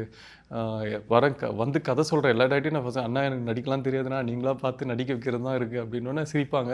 பட் உண்மையிலே மனசார அது சொல்கிறேன். பட் எனக்கு உண்மையிலே தெரிஞ்ச ஒரு விஷயம்னா மியூசிக் தான். யாராவது இப்போ ஒரு கீபோர்டு கொடுத்து ஒரு 15 மினிட்ஸில் ஒரு சாங் பல்லவி சரணத்தோடு சேர்த்து கம்போஸ் பண்ணி கொடுங்கன்னா என்னால் 15 மினிட்ஸில் கண்டிப்பாக பண்ண முடியும். ஐ கேன் டூ இட் ஈஸியாக. ஒரு நார்மல் ஹிட் ஆகுமா ஃப்ளாப் ஆகுமா தெரியாது, கோர்வையாக ஒரு சாங் நான் ரெடி பண்ண முடியும். ஸோ அந்தளவுக்கு மியூசிக் தெரியும். ஸோ அது அதில் வரணும், அதில் ஷைன் ஆகணுன்ட்டு ரொம்ப ஆசை இருந்தது. அப்புறம் ஒரு படம் மியூசிக் பண்ணேன், 2 சாங் நான் பண்ண படத்தில் 2 சாங் தனித்தனியாகவும் மியூசிக் பண்ணேன். ஸோ என்னென்னா அதுக்கப்புறம் மியூசிக் சான்ஸ் வந்தது. பட் அப்போது திரும்ப சிவான்னு ஆமாம் ஆமாம் அது அப்புறம் பேர் மாற்றிட்டாங்க, வீரபாண்டியபுரம் அப்படின்ட்டு. ஸோ அந்த படம் ஃபுல்லாக மியூசிக் பண்ணோம். அதுக்கப்புறம் 2-3 படம் சான்ஸ் வந்தது. பட் கதையாக அந்த படத்துக்கு மியூசிக் பண்ண கொஞ்சம் கம்ஃபர்டபுளாக இல்லை. ப்ளஸ் ஷூட்டிங், அப்புறம் ரேஸு, ஸோ இதெல்லாம் இருக்கிறதுனால மியூசிக் பண்ண முடியல. பட் ஸ்டில் நான் வெயிட் பண்ணிட்டுருக்கேன், ஒரு நல்ல ஒரு பெரிய படம் வந்தால் மியூசிக் பண்ணணும் அப்படின்ட்டு. அது ஒரு பிரேக் எடுத்து பண்ணா என்ன? இங்கே நம்மளுக்கு கீழே தள்ளி விட்டுருவாங்க. இப்போ நான் ஒரு படம் மியூசிக் பண்ணுறேன்னா ஒரு கம்போசிங் அது எல்லாமே பண்ணுறதுக்கு ஒரு 1 மந்த் டைம் தேவைப்படும் டேரக்டர் கிட்ட. இப்போ நான் 15 மினிட்ஸில் சாங் பண்ணாலும் அந்த டேரக்டர் அவரோட சுச்சுவேஷனுக்கு ஏற்ற மாதிரி சாங் ஹிட்டு கொடுக்கறதுக்கு ஒரு டியூன்ஸ் வேணும் அப்படின்னா அது கொஞ்சம் மெனக்கிறது எல்லாமே ஆராய்ஞ்சு நான் பார்த்து கம்போஸ் பண்ணி இந்த டியூன்ஸ் ஓகேன்னு ஒரு 5 பாட்டை லாக் பண்ண ஒரு ஒரு ஒரு 3 வீக்ஸ் to 4 வீக்ஸ் தேவைப்படும். அப்புறம் அதுக்கு நான் பேக்கிங் பண்ணணும். ஸோ எனக்கு என் சாங்க்கு நான் பேக்கிங் பண்ண தான் உட்காந்து வாட்ச தான் பிடிக்கும். ஸோ அது விஎஸ்டியில் இருக்கிற நியூ டோன்ஸ் எடுக்கணும், எதுவுமே பழைய சாங்கில் இருக்க டோன்ஸ் வேணாம், புது சவுண்டிங் கொடுப்போம் ஆடியன்ஸ். ஸோ இதெல்லாம் ப்ராசஸே ஒரு 5 to 6 மந்த் ஆகிடும். ஸோ இந்த 4 to 5 months 6 monthsல நான் நடிக்கலை அப்படின்னா நான் அதுக்கப்புறம் ஒரு படத்தை நடித்து அது ரிலீஸ் ஆகி வர்றதுக்கு அந்த 1 year கேப் ஆகிடும். ஆல்ரெடி ஒரு 1 year கேப் விட்டுலே நிறைய ஹீரோஸ் வந்துட்டாங்க. ஸோ திரும்ப அந்த கேப் விட முடியல, அதுதான். ஆக்சுவலி நீங்கள் வந்து மியூசிக்கில் ஏதாவது ஒரு ட்ரைனிங் இருந்ததா? லைக் அந்த இந்த ட்ரினிட்டி லண்டன் ட்ரினிட்டி காலேஜில் 5th grade வரைக்கும் பண்ணேன். 5 years. ஸோ தட் அந்த ட்ரைனிங்கில் தான் யூஆர் சேயிங்? இல்லை அது வந்து என்னோட மாஸ்டர் அப்துல் சத்தார்னு சொல்லிட்டு ஒரு பெரிய லெஜண்ட் மாஸ்டர். ஸோ அவர்கிட்ட அது கிளாஸ் அது என்னன்னா வந்து லைக் இப்போ நான் வந்து ஒரு ஏதாவது ஒரு மியூசிக் காலேஜுக்கு நான் வந்து ஒரு டீச்சராக போகலாம். ஸோ அந்த மாதிரி கோர்ஸ் அது. ஸோ ப்ராப்பராக மியூசிக்னா என்னது, வெஸ்டர்ன் மியூசிக்னா என்னது, அதை பேஸ் பண்ண ஒரு கிளாஸஸ் தான் அது. அதுக்கும் சினிமாவுக்கும் சம்மந்தம் இல்லை. அது வந்து பேசிக், அதில் வந்து எல்லாமே கற்றுக்கலாம். அதுலேருந்து வெளியில் வந்து சினிமாக்கு ஏற்ற பாட்டு நான் பண்ணணும் அப்படின்னா அதுக்கு வந்து முழுக்க என்னோட ஃபேமிலி இது தேவப்பா, அப்புறம் ஸ்ரீகாந்த் தேவாண்ணா, அவர் என்ன ஒர்க் பண்ணுறாரு, எந்த டோன்ஸ் யூஸ், அப்புறம் போபோ சசி அப்படின்னு சொல்லி அவர் கூட தான் ரொம்ப கற்றுக்கிட்டேன் ஆக்சுவலி. முரளியா படோசன். ஸோ அவரோட ப்ரோக்ராம்ஸ் எப்படி பண்ணுறாரு, எப்படி அதை ஒரு டோன் எடுத்தாலும் அதில் ரிவர்ப்ஸ் அண்ட் டிலேஸ் எல்லாம் என்ன யூஸ் பண்ணுறாங்க, அந்த ப்ராசஸ் தான் எனக்கு வந்து இந்த மியூசிக் படத்துக்கு மியூசிக் பண்ணுறதுக்கு ஹெல்ப்ஃபுல்லாக இருந்துச்சு. ஓகே, இப்போ நீங்கள் ஒரு படத்தில் நடிக்கிறீங்க, அந்த படத்தில் சாங்ஸ் இருக்குது, நீங்கள் மென்டலி அனாலிசிஸ் பண்ணுவீங்களா? ஐயோ இந்த பாட்டு கொஞ்சம் அவ்வளோ ஒர்க் ஆகலையே, அந்த மாதிரி கேட்டோன்னே தெரிஞ்சிடும் சம்டைம்ஸ். பட் என்னென்னா கொஞ்சம் இப்போ மாசமா சாங் இருக்குது, மாசமா அப்படின்னு சாங் எங்கேயுமே புதுமில் இருக்குது, பயங்கர ஹியூஜ் ஹிட். அந்த சாங்கோட ஃபஸ்ட்டு வரும்போது வந்து இது நல்லா இருக்குது ஆனால் ஏதோ கொஞ்சம் இதுவாக இருக்கே அப்படின்னு சொல்லிட்டு கேட்கும்போது டேரக்டர்கிட்ட கேட்டால் அப்புறம் மியூசிக் டேரக்டர்கிட்ட பேசும்போது இல்லை அது வெறும் ரஃப் வெர்ஷன் தான். ஸோ அது வந்து இதுதான் idea, but rough version, so இதுக்கப்புறம் இப்படி இருக்கும்னு சொல்லிட்டு திரும்ப அதோட அவுட்புட் ஃபைனல் கேட்கும்போது ரொம்ப பயங்கரமாக இருந்துச்சு. ஓகே அப்படின்னு. ஸோ அந்த மாதிரி சில சாங்ஸ் கேட்கும்போது தெரியும் இல்லை இது, பட் நான் போய் இந்த சாங்கு ஹிட் ஆகாது சார், நம்ம வேறு சாங் வாங்கிட்டு வாங்க அப்படின்னு சொல்லவும் முடியாது. ஏன்னா டேரக்டர் அந்த சாங்கை பற்றி ரொம்ப ப்ரைஸ் பண்ணிப்போம், சூப்பர் சாங், செம்ம சாங் நம்மளுக்கு மாட்டியிருக்கு அப்படின்னு சொல்லி கொடுப்பாங்க. அவங்க நம்பிக்கையும் உடச்சின்னா சரி இது உங்கள் படம், இது உங்களோட சாய்ஸ், நீங்கள் அது வந்து பண்ணுங்கள், நான் வெறும் ஆக்டர், ஒரு ஆக்ட் பண்ணுறது தான் என்னோடய வேலை, இதை மாற்றுங்க அதை மாற்றுங்கன்னு சொல்ல முடியாத இடத்துல தான் நான் இருக்கிறேன். அதனால் ரொம்ப க்ளோஸ் டைரக்டர் மட்டும் சொல்லுவேன், இல்லை டார்லிங் இது கொஞ்சம் செட் ஆகாது, இந்த சாங்கு இது பெருசாக ரீச் ஆகாது, இது இப்படி இருக்குது அப்படின்ற மாதிரி.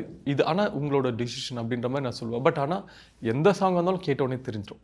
ஒரு ஆமாம் ஒரு இன்னர்வாமல் இருக்கும், ஒரு கேட்ட உடனே இந்த சாங் ஹிட் ஆகணும்னு தெரியும், இது வந்து பெருசாக ரீச் ஆகாதுன்னு தெரியும். இப்போது சென்னை 28, ராஜாராணி, சுப்பிரமணியபுரம் இதெல்லாமே ஃபஸ்ட் டைம் டைரக்டர்ஸ் பண்ண படங்கள், ரைட்? அப்போது இந்த டைரக்டர்ஸ், இப்போ நம்ம சசிகுமாரை பற்றி நிறையா பேசிட்டோம், பட் வெங்கட் பிரபு, அட்லி இவங்கெல்லாம் வந்து அவங்க ஃபஸ்ட் டைமாக வந்து பண்ணாங்க. ஸோ இண்டஸ்ட்ரியில் யாருக்குமே வந்து தட் இஸ் அவங்க க்ளோஸ் சர்க்கிளை தாண்டி அவங்க என்ன மாதிரி படங்கள் எடுப்பாங்க, அவங்க எந்த மாதிரின்னு தெரியாதில்ல. நீங்கள் அவங்கள அந்த க்ளோஸ் ரேஞ்ச்லேருந்து பார்க்கும்போது வெரி ஏபிள் டு சே பா இவங்க டெஃபினட்டாக வந்து பெருசாக வருவாங்க, அந்த மாதிரி ஒரு இப்போது சென்னை 28 கூட பிரபு அண்ணா. ஸோ நம்ம அப்போ தான் 2வது படம். ஸோ அவர் நம்ம ஜட்ஜ் பண்ணுறதுக்கோ எதுவுமே நம்மளுக்கு அந்த நேரத்தில் நம்ம எப்படி சினிமா இண்டஸ்ட்ரியில் எப்படி வர்றது அந்த இது இருக்கும். சசிகுமார் சாரும் அப்படி தான். லைக் நம்மளுக்கு நம்ம எப்படி ஒன்ஸ் அந்த படம்லாம் வந்து ரிலீஸ் ஆகி ஹிட் ஆகி அதுக்கப்புறம் 4-5 years கழிச்சு தான் ராஜாராணி பண்ணோம். அந்த டைமில் ஆல்ரெடி எங்கேயுமே இப்போ தான் ஹிட் ஆகி இதுக்கப்புறம் படங்கள் இப்படி பண்ணுன்ற ஒரு மெச்சூரிட்டி வந்தது. அப்போது அட்லியை பார்க்கும்போது எனக்கு கதை சொல்லும் போதே தெரிஞ்சுது பயங்கரமாக. ஏன்னா அதுக்குன்னு நிறைய கதை கேட்டிருக்கோம், நிறைய டேரக்டர்ஸோட அந்த ஸ்டோரி நரேஷனோட அந்த பேட்டர்ன் பார்த்துருப்போம். ஸோ இவர் பார்க்கும்போது ரொம்ப குவாலிட்டியாக இருக்காரு அப்படின்னு சொல்லிட்டு கேட்டுட்டு அதுக்கப்புறம் தான் கதைலாம் கேட்டு முடிச்சுட்டு தான் நீங்கள் சொன்னீங்க நான் நிறைய கதை கேட்டிருக்கோம் அப்படின்ட்டு. மற்ற கதைகள் உங்களுக்கு சொல்லப்பட்ட விதத்துக்கும் அட்லி சொன்ன விதத்துக்கும் என்ன வித்தியாசம்?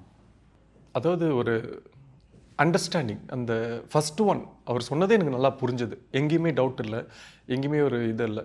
அதுக்கப்புறம் அவர் அந்த கதை சொல்லி முடிச்சுட்டு அதை வந்து எல்லாருமே பண்ணுறது தான், எக்ஸ்பிளைன் பண்ணுவாங்க. இந்த படம் இந்த கலரில் இருக்கும், இந்த மாதிரி படத்தோட சாயலில் இருக்கும். அதுக்கப்புறம் இந்த படம் வந்து ரிலீஸ் அப்போ நம்ம இதெல்லாம் பண்ணுவோம் அப்படின்னு பேசிக்காக அவனை சொல்லுவாங்க. பட் அவர் அந்த கதை சொல்லும் போது ஒரு பா அப்படின்னு ஒரு ஃபீல் ஒன்று வரும்ல, அது சில கதையில் தான் வரும். அது கதை நல்லா இருக்குது, கதை சூப்பராக இருக்குது, செம்மையாக இருக்குது, எல்லாமே நல்லா, என் ரோலில் ரொம்ப எனக்கு பிடிச்சிருக்குன்றதை தாண்டி வாவ் அப்படின்னு ஒரு அது வந்து அட்லி சொல்லும் போது இருந்தது அந்த படத்தில். நான் அப்பயும் கேட்டதில்ல, இல்லை நான் வந்து மொத்தமாகவே ஒரு 15 மினிட்ஸ் தான் வருவேன், பட் இப்போ நான் இவ்வளோ படம் பண்ணிகிட்ருக்கேன், இப்போ எனக்கு இது பண்ணால் எனக்கு நல்லா இருக்குமான்னு தெரியல, ஆனால் என் மனசு ஃபுல்லாக பண்ணணும்னு சொல்லி தான் தோணுது. ஸோ இது பண்ணலாமா வேணாமான்னு எனக்கே ஒரு டவுட்டில் இருக்கும்போது அப்போ அட்லி ஒரு சங்கர் சாரோட அசிஸ்டன்ட் டைரக்டர் தானே, ஸோ அவர் வந்து ரொம்ப கான்ஃபிடென்ட்டாக அப்படியே நீங்கள் இது பண்ணுங்கள், இது உங்களுக்கு வந்து இந்த படம் வந்து பெரிய லெவலில் ஹிட் ஆகும், அதை தாண்டி இந்த படத்தை விட இந்த படத்தில் இருக்கிற நீங்கள் ரொம்ப பெருசாக ஹிட் ஆவீங்க, இன்னும் 10 வருஷம் கழிச்சு ராஜா ராணி அப்படின்னு ஒரு படத்தை சொன்னால் அது ஜெயின்ற பேர் தான் நிற்கும், நீங்கள் என்னை ட்ரஸ்ட் பண்ணுங்கள் அப்படின்னாரு. ஸோ அவரோட அந்த பேச்செலாம் ரொம்ப உண்மையாக இருந்தது அந்த டைமில். ஸோ அதனால் அப்போ தெரிஞ்சுதுப்பா, ரொம்ப சின்ன வயசில் அவருக்கு ஸோ இவ்வளோ மெச்சூர்டாக பேசுகிறாரு, இவ்வளோ அழகாக பேசுகிறாரு, கிளாரிட்டியோட பேசுகிறாரு. ஏன்னா மற்ற டேரக்டர்ஸ்க்கும் அவருக்கு ஒரு வித்தியாசம் நான் என்ன பார்த்தேன்னா, இன்றைக்கி இந்த சீன் எடுப்போம் அப்படின்வாங்க, இல்லை இன்றைக்கி இந்த 2 சீன் எடுப்போம், இல்லை இந்த மாண்டேஜ் எடுப்போம், இவ்வளோ தான் இருக்கும். அவர் வந்து எடுக்கிற இன்றைக்கி சீனில் இவ்வளோ ஷார்ட்ஸ் இருக்குது, மொத்தம் ஒரு 14 ஷார்ட்ஸ் இருக்குது, இல்லை ஒரு 15 ஷார்ட்ஸ் இருக்குன்னா ஷார்ட்டுக்கு ஷார்ட் டைம் போடுவார். 9 to 9:18 இந்த ஷார்ட்டை முடிச்சிடணும், 9:20 9:35 இந்த ஷார்ட்டை முடிச்சிடணும்னு சொல்லிட்டு அந்த டைம் போகும். ஒரு வாட்டி டைம் 11:37 ஆச்சுடா இன்னும் முடியலன்றார். என்னன்னு பார்த்தா பேப்பரில் வந்து 9:35 அந்த ஷார்ட்டை முடிக்கணும்னு எழுதியிருக்காரு. இப்படிங்க ஷார்ட்டுக்கு ஷார்ட் டைம் போட்டு ஒர்க் பண்ணுறீங்கன்னு கேட்டால் ஆமாம் டாலிங்க, அப்போது எனக்கு தெரிஞ்சிச்சுப்பா வேறு லெவல்லங்க, நீங்கள் வேறு எங்கேயோ போயிடுவீங்க அப்படின்றது. அது மற்ற டேரக்டர்கிட்ட பார்க்கல. ரைட். பட் நீங்கள் சொல்கிறீங்கல்ல, தட் இஸ் நீங்கள் கொஞ்சம் ஹெசிடேட் பண்ணீங்க.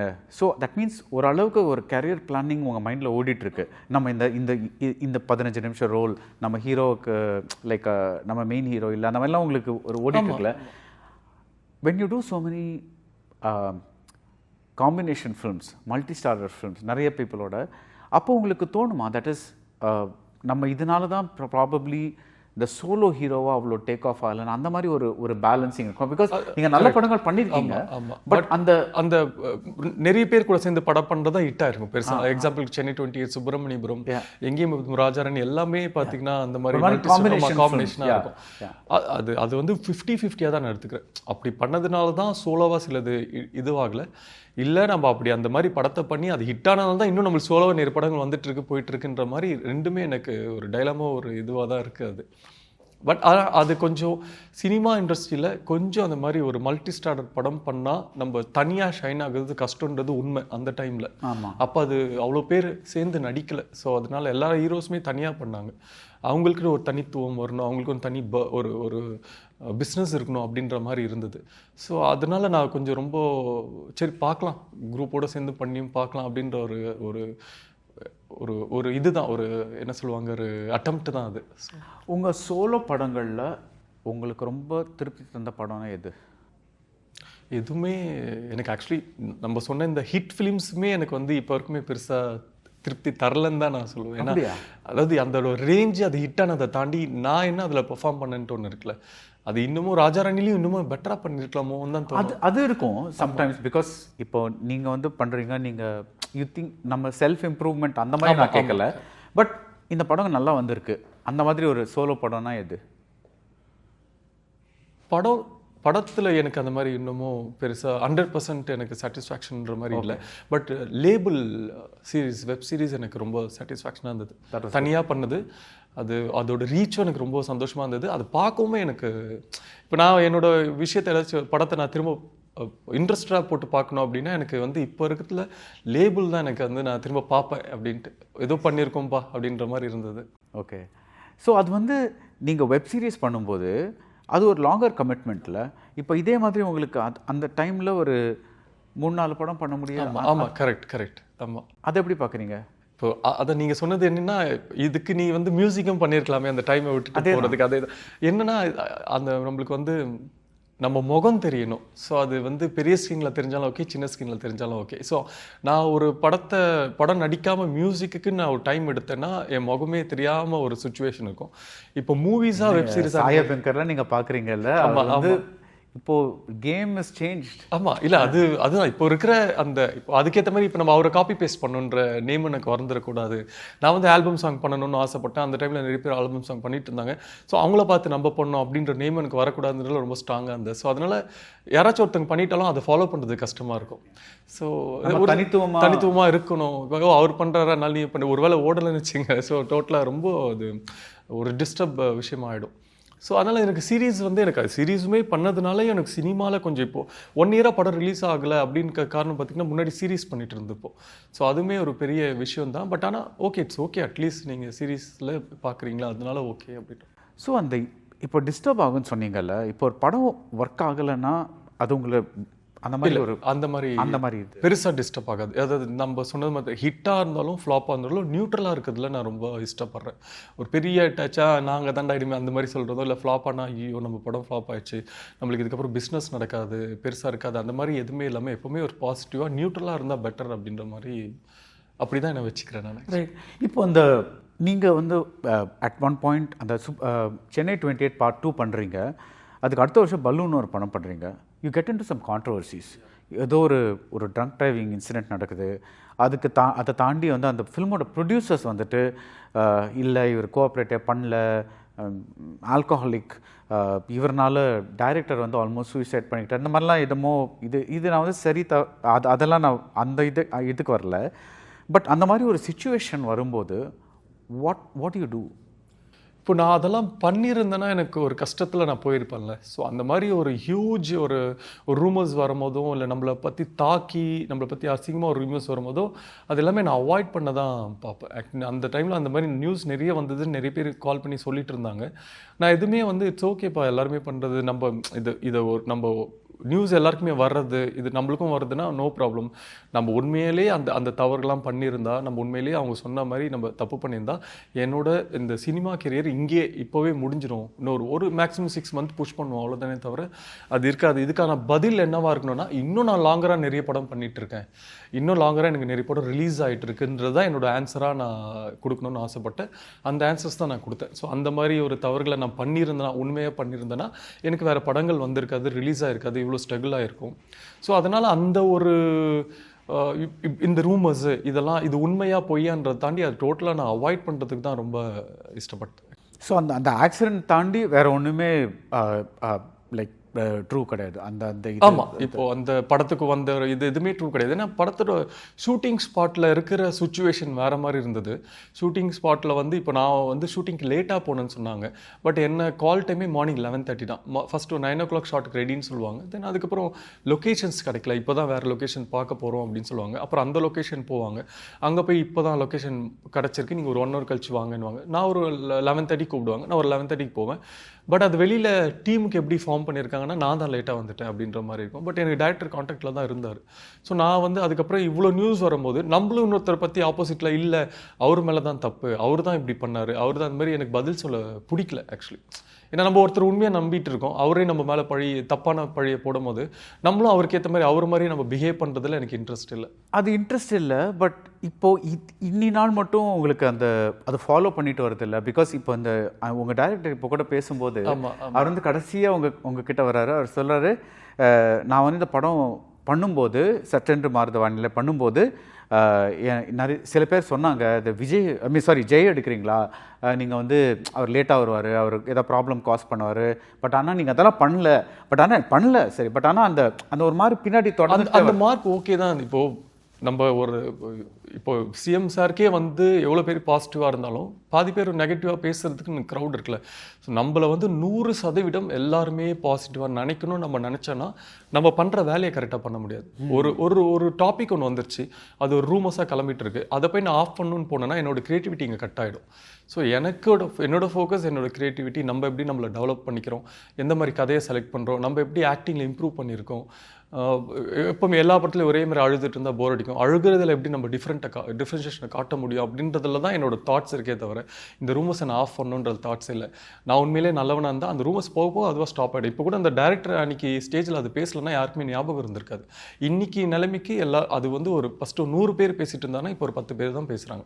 அந்த 10 பேரும் பேசக்கூடாது, நான் போய் ஸ்டாப் பண்ண முடியாது. அவங்களே பேசி பேசி போர் அடிச்சிடும். இல்லைப்பா அந்த பையன் கரெக்டாக தான்ப்பா வரான் ஷூட்டிங்கு, நம்ம தான்ப்பா சும்மா பேசிகிட்டு இருக்கணும், அது அவங்களா அமைதியாக ஆகட்டும்ன்றதுல தான் என்னோட இன்ட்ரெஸ்ட். ரைட். இப்போது அந்த பீரியடில் தான் உங்களுக்கு அந்த அந்த எனக்கு என்ன தோணுச்சுன்னா அந்த பீரியடில் தான் ஏதோ ட்ரபிள்ஸ்னால உங்களுக்கு அந்த மதமாற்றம் ஐடியா வந்தது. அதுக்கும் இதுக்கும் இல்லை, இது நீங்கள் சொன்னது வந்து 2016. பட் நான் வந்து இன்ட்ரெஸ்டாக ஃபாலோ பண்ண ஆரம்பிச்சது வந்து 2011. ஓகே. ஸோ அதுக்கு முன்னாடி ஓகே. அந்த சேஞ்ச் எப்படி வந்தது? அது லைக் ஒரு நிறைய விஷயங்கள். இப்போ சபரிமலைக்கு மாலை போட்டிருக்கேன், அப்புறம் ஜீசஸ்க்கு ரோசரி மாலை போட்டு ஒரு 1 இயர் ஃபாஸ்டிங் இருந்திருக்கேன். எல்லாமே எனக்கு எல்லா கடவுளும் ஓகே அப்படின்ற மாதிரி தான் நான் ஃபாலோ பண்ணிட்டு இருந்தேன். பட் ஒரு டைமில் சில அவமானங்கள்லாம் இருந்தது. கோயிலெல்லாம் வந்து எதிர்பார்க்காத ஒரு சாட்டிஸ்ஃபேக்ஷனே இல்லாத ஒரு விஷயம்லாம் நிறைய நடந்துகிட்டே இருந்தது. ஸோ அதுக்கப்புறம் ஒரு வாட்டி நான் வந்து மஸ்ஜித் போகும்போது எல்லோரும் லைனாக நின்று ப்ரே பண்ணாங்க. ஃபஸ்ட் டைம் போகிறேன், எல்லோரும் ப்ரே பண்ணுறாங்க. எல்லாருக்குமே தெரியுது நான் ஒரு ஆக்டர்னு. யாருமே உள்ளே என்கிட்ட பேசலை. அந்த உள்ள மஸ்ஜித் உள்ள யாருமே பேசலை. எல்லாருமே வெளியில் வந்து தான் பேசினாங்க, ரொம்ப பொலைட்டாக பேசினாங்க. யாருமே ஃபோட்டோ எடுக்கணும்னு சொல்லி கேட்கல. ஸோ எனக்கு என்ன தோணுச்சுன்னா, இங்கே ஒரு ஈக்குவாலிட்டி இருக்கோ, இங்கே எல்லாருமே சமமாக பார்க்குறாங்களோ அப்படின்றது எனக்கு ஃபஸ்ட் ஸ்ட்ராங்காக பட்டது. ப்ளஸ் அதுக்குள்ளே வந்துட்டா அவங்களுக்கு வெறும் கடவுளை தான் பெருசாக நினைக்கிறாங்க, மற்ற எவ்வளோ பெரிய செலிப்ரிட்டி வந்தாலும் அவங்க பெருசாக நினைக்கல அப்படின்ற ஒன்று தெரிஞ்சுது. நம்ம நினச்சதை வேண்டதுக்கு, நம்ம நினச்சது வேணும்னு கேட்குறதுக்குன்னு நம்மளுக்கு ஒரு ஸ்பேஸ் கொடுக்குறாங்க, நம்மளுக்கு ஒரு டைம் கொடுக்குறாங்க. ஸோ நம்ம நினச்சதை நம்ம ப்ரே பண்ணுறது யாரும் நம்ம பிடிச்சி தள்ளி விட்டு கிளம்புங்க அப்படின்னு சொல்லாமல் நம்ம எவ்வளோ நேரம் ப்ரே பண்ணிட்டு வரலாம். இது எல்லாமே இங்கே இருக்கும் போது இது நல்லா இருக்கே, லைக் சூப்பராக இருக்கே, லைக் யோகா மாதிரி இருக்கே அப்படின்றது எனக்கு அந்த டைமில் ஸ்டார்டிங்கில் புரிஞ்சுது. அப்புறம் அதை ஃபாலோ பண்ணும் போது என்னோட பர்சனல் கேரக்டரும் எனக்கு வந்து கொஞ்சம் மாற ஆரம்பிச்சிது. அதில் இப்போ எல்லா இடத்துலையுமே நல்ல விஷயங்கள் தான் சொல்லியிருக்காங்க. பட் இவங்க கொஞ்சம் ரொம்ப புரிகிற மாதிரியும் சொல்கிறாங்க. அவங்க பண்ணுறதும் எனக்கு ரொம்ப கம்ஃபர்டபுளாக இருந்தது. எல்லாருமே அதை ஃபாலோ பண்ணுறாங்க. இப்போ வெளியில் என்ன தான் நான் அதை பற்றி அந்த மதத்தை பற்றி தப்பாக பேசினாலும் கண்ணில் பார்க்குறது தான் நம்புவோம்ல. கண்ணில் பார்க்க உணர்றது. ஆமாம், உணர்றது, கண்ணில் பார்த்து உணர்றேன்ல. ஸோ அது எனக்கு ரொம்ப கம்ஃபர்டபுளாக சாட்டிஸ்ஃபேக்ஷனாக இருந்தது. நம்மளோட பர்சனல் கேரக்டரே நல்லா பெட்டர் ஆகிட்டுருக்கேன்னு தோணும்போது அப்படியே ஃபாலோ பண்ண ஆரம்பிச்சிட்டேன் நான். Okay. Can you give me one example of இதனால் உங்கள் கேரக்டர் எப்படி மாறி இருக்கு அப்படின்ற ஒரு மாதிரி நிதானம் வந்துருக்கா? ஒரு மெயினாக நான் சொல்லணும்னா வந்து ஹெல்பிங் மைண்ட். அதுக்கு முன்னாடி ஹெல்ப் பண்ணணும்னு தோணும். பட் நம்மளுக்குன்னு ஒரு பேமெண்ட் வரும், பெரிய பேமெண்ட் வந்தாலுமே ஹெல்ப் பண்ணணும்னு தோணும். சின்னதாக ஒரு ஹெல்ப் பண்ணுவோம். அதுக்கப்புறம் நம்மளுக்கு தேவையான கார் வாங்குறதோ இல்லை நம்மளுக்கு தேவையான ஃபோன்ஸ் வாங்குறதோ அதில் கொஞ்சம் ஈடுபாடு அதிகமாக இருந்தது. பட் இதை நான் ஃபாலோ பண்ணும்போது இல்லை, ஸ்ட்ரிக்ட் அண்ட் ரூல்ஸாக நீங்கள் இதை ஃபாலோ பண்ணுறீங்கன்னா உங்களோட சேலரியிலேருந்து நீங்கள் வந்து மக்களுக்குன்னு ஒரு 30% கொடுக்கணும், இல்லை ஒரு 15% கொடுக்கணும்னு ஒரு நம்பர்ஸ் இருக்குது. ஸோ அது என்னன்னு பார்த்துட்டு என்ன, ஆமாம், ஒரு ரூல்ஸ் மாதிரி.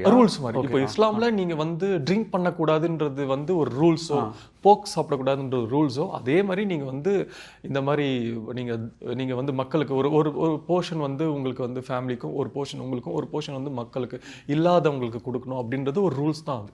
ஸோ அதை நம்ம கொஞ்சம் சீரியஸாக ஃபாலோ பண்ணும்போது எனக்கே தெரியுது தேவையில்லாத விஷயம்லாம் நான் வாங்குறதை கட் பண்ணுறேன். அது போல் தேவையானவங்களுக்கு அந்த ஹெல்ப்பை நம்ம பண்ணுறோம் போது நம்மளுக்கு ஒரு நம்ம சூப்பராக ஒன்று பண்ணுறோம்டா அப்படின்னு தோணும்ல. ஸோ அது என்ன ரொம்ப மெச்சூரிட்டி ஆக்குது, இன்னும் கொஞ்சம் நிமிர்ந்து நிற்கிற மாதிரி பண்ணுது. ஸோ அந்த மாதிரி நிறைய விஷயங்கள். இது ஒரு விஷயம் தான் இது. இந்த மாதிரி நம்ம வந்து கண்டிப்பாக நம்ம கிட்ட 100 ரூபாய் கிடைச்சாலும் அதுலேருந்து நீ ஒரு 12 ரூபாய் நீ கண்டிப்பாக இல்லாதவங்க கொடுத்து தான் ஆகணும், இது பண்ணாதான் நீ ஒரு முஸ்லீம் அப்படின்றது ரொம்ப ஸ்ட்ராங்காக சொன்னாங்க. ஸோ அதை ஃபாலோ பண்ணும்போது அந்த மாதிரி நிறைய விஷயங்கள் இருக்குது. அதில் நிறைய விஷயங்கள் இருக்குது.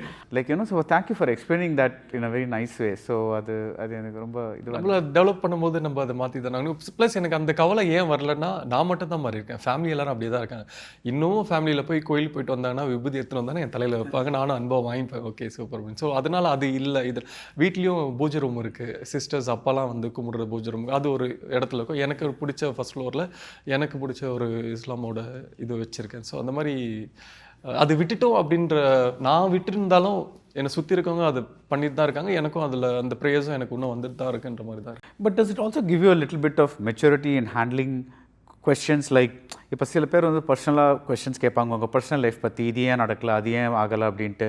அதெல்லாம் நீங்கள் லைக் ஒரு இன்டர்வியூவில் உட்காரும்போது அதுக்கும் படத்துக்கும் ஆக்சுவலி கனெக்ஷன் இல்லை. But when they ask you those questions, do you feel like பரவாயில்ல கேட்டுட்டு போகட்டும் நம்ம ஏதோ ஒரு பதில் சொல்லலாம் அப்படின்ட்டு? பிகாஸ் நீங்கள் எஸ்ஏ சந்திரசேகரோட ஒரு இன்டர்வியூ பண்ணியிருந்தப்போ அவர் உங்களை டைரெக்டாகவே கேட்டார். And I was like okay இவர் கொஞ்சம் பாவமாக இருந்தது உங்களை பார்த்தா. பிகாஸ் நம்ம பர்சனல் டிசிஷன்ஸ் வந்துட்டு வெளியே வந்து எக்ஸ்பிளைன் பண்ண வேண்டிய ஒரு கம்பல்ஷன் வரும்போது, அதுவும் ஒரு இந்த மாதிரி ஒரு ப்ரொமோஷனல் செட்டிங்கில் அது சம்டைம்ஸ் இட் இல் ஆக்வர்ட். இல்லை அது ஆக்வர்ட் தான் ஆக்சுவலி. வந்து இது என்னோட பர்சனல் இது எதுக்கு ஒரு படத்தோட ப்ரொமோஷனில் இந்த கேள்வியாக கேட்குறீங்கன்னு இருக்கும். பட் என்ன விஷயம்னா இட்ஸ் ஓகே, நான் எனக்கு ஆன்சர் பண்ண ரெடியாக தான் இருக்கேன். ஆனால் இவங்க கொடுத்த இந்த டைமில் என்னோட ஆன்சர்ஸ் கிடைக்கிது. என்னோட ஆன்சர் வந்து 3 hours 4 hours இருக்குது. எனக்கு அந்த அளவுக்கு டைம் கொடுத்தீங்கன்னா நான் அழகாக எக்ஸ்பிளைன் பண்ணுவேன். ஏன் இது வந்தது, எப்படி எனக்குள்ள வந்து எப்படி நான் இதை ஃபாலோ பண்ணிட்டுருக்கேன்னு சொல்லுவேன். அதுக்கான நேரமே இல்லை. இங்கே நம்ம ஆன்சரை ஒரு 2-3 நிமிஷத்தில் கொடுக்கணும். இது மக்களுக்கு போய் எப்படி இந்த ஆன்சர் ரீச் ஆகுன்னு தெரியாது. அந்த பயம் தான் இருக்குமே தவிர ஆன்சர் பண்ணுறதுல பயம் கிடையாது. அது ஐ ஜஸ்ட் டு கிளாரிஃபை, அந்த எஸ்ஏ சந்திரசேகர் வந்து அவர் டைரக்ட் பண்ண படத்தில் நீங்கள் நடிக்கும்போது இந்த கான்வர்சேஷன் நடந்தது இல்லை? கரெக்ட். ஒரு கெஃபேல உட்காந்து ஒரு இன்டர்வியூவில். Yeah so my all time favourite ஃபில்ம்னு நீங்கள் ஒரு வாட்டி மைக்கேல் மதன காமராஜன் சொன்னீங்க. அது இன்னும் அதானா? ஆமாம், இன்னமும் அதுதான் எனக்கு. ஓகே, ஐ திங்க் ஒரு லாஸ்ட் சண்டே கூட அந்த படத்தை பார்த்தேன் ஃபுல்லாக. அப்படியே நான் ரீசெண்டாக. ஆமாம், இது டிவியில் வந்தப்போ இல்லை, நான் வந்து இதில் பார்த்தேன், யூடியூப்பில் பார்த்தேன். ஓகே, ஸோ அது what is it just like because ஜோக்ஸுங்கிறது நம்ம வந்து ஒன்ஸ் அதை பார்த்து சிரிச்சிட்டோம்னா, ஒரு 4 வாட்டி பார்த்து சிரிச்சிட்டோம்னா அது அப்புறம் கொஞ்சம் மாதிரி திரும்ப இதான் வரப்போகுதுன்னு தெரியும். ஸோ அது பட் அதை தாண்டியும் அந்த படம் உங்களுக்கு இருக்கு. ஆமாம், ரொம்ப பிடிக்கும். ஏன்னா லைக் அந்த படத்தில் இருக்க ஜோக்ஸ் வந்து என்னன்னா, இப்போ தான் இது வரப்போகுதுன்னு தெரிஞ்சாலும் அது அவங்க கமல் சார் பண்ணுறதை பார்க்கும்போது அவ்வளோ க்யூட்டாக அழகாக இருக்கும். சில விஷயம் ரொம்ப ஷாக்காக பார்க்குறது, அந்த டைமில் எப்படி இதை பண்ணீங்க, இது அந்த டைமில் எப்படி இந்த 4 ரோலை ஒரே ஃப்ரேமில் வச்சு எப்படி இதை பண்ணீங்க அப்படின்ற மாதிரி இருக்கும். எல்லாருக்குமே ஒரு தனித்தனி கேரக்டர்ஸ், தனித்தனி கேரக்டர். என்னென்னா எனக்குமே இப்போ வந்து நானுமே 4 ஒரு மைக்கேல் மதன காமராஜன் மாதிரி ஒரு 4 ஹீரோ இருக்கிற மாதிரி ஒரு படம். ஒன்று வந்து ராஜாரண்யோட இன்னசென்ட் ரோல், ஒன்று சுப்பிரமணியபுரோட ஸ்ட்ராங் ரோல். அந்த மாதிரி எனக்குமே பண்ணணும் அப்படின்ற மாதிரி ஒரு ஆசை இருந்துகிட்டே இருக்கும். அந்த நம்மள ஒரே படத்தில் எல்லாம் நம்மளோட டேலண்ட்டை ஃபுல்லாக அதில் காட்டிடணும் அப்படின்ற மாதிரி அந்த படம் இழுத்துட்டே இருக்கும் எப்போ பார்த்தாலுமே. யூனிவர்ஸ்க்கு சொல்லுங்க, that's a good thing to say. அந்த மாதிரி ஒரு ரோல் கிடைக்கும். அதுதான் பாருங்க, நான் அந்த விஷயத்தை வந்து ரொம்ப ஸ்ட்ராங்காக நினைக்கல. எனக்கு இந்த மாதிரி மைக்கேல் மதன காமராஜன் மாதிரி எனக்குமே 4 ஜெய் வச்சு ஒரு படம் வரணுன்ற விஷயத்தை நான் ஸ்ட்ராங்காக யோசிக்கல. ஏன்னா அந்த படம் பண்ணும்போது அப்படி ஒரு படத்தை நம்ம பண்ணும்போது பெரிய சேலஞ்சிங் ஃபிலிமாக இருக்கும். வேறு எல்லா படத்தையும் விட்டுட்டு நான் அது பண்ணணும். ஸோ அதுக்கு இன்னும் கரெக்டாக நான் ரெடியாக இல்லாததுனால பெருசாக நான் அது யூனிவர்சலுக்கு நான் கேட்கல. ஆனால் கேட்டால் வந்துடும். பட் ரெடியாக ஆகலைன்னு எப்படி சொல்கிறீங்க? இப்போ நீங்கள் வந்து பகவதி எந்த வருஷம்? 2002. So almost 24 years. அடுத்த வருஷம் 25 வருஷம் ஆகிடும் நீங்கள் இண்டஸ்ட்ரிக்கு வந்து. எப்படி ரெடி ஆகலன்னு சொல்கிறீங்க? நம்மளுக்கு அப்படி ஒரு படம் பண்ணுறதுக்கு அதுக்கேற்ற பட்ஜெட்ஸ் கிடைக்கணும். ஒரு பெரிய இப்போ இருக்கிற இதே சும்மா இது பண்ணியிருப்பாங்க, சிஜி பண்ணியிருப்பாங்க, பார்த்தாலே தெரியுதுப்பான்ற மாதிரி ஒரு அவுட்புட் கொடுக்க முடியாது. ஸோ அந்த படத்துக்கு வந்து ஒரு பெரிய ஹியூஜ் நம்பர் ஆஃப் மணி தேவைப்படும். அது ஒரு 100% ஒரு அட்லீஸ்ட் ஒரு 30+ or 40+ crores தேவைப்படும். ஸோ அந்த படத்துக்கு அப்படி ஒரு படத்தை நான் அப்படி ஒரு பட்ஜெட்டில் மேக் பண்ணால் தான் அந்த படம் குவாலிட்டியாக அழகாக வெளியில் வரும்.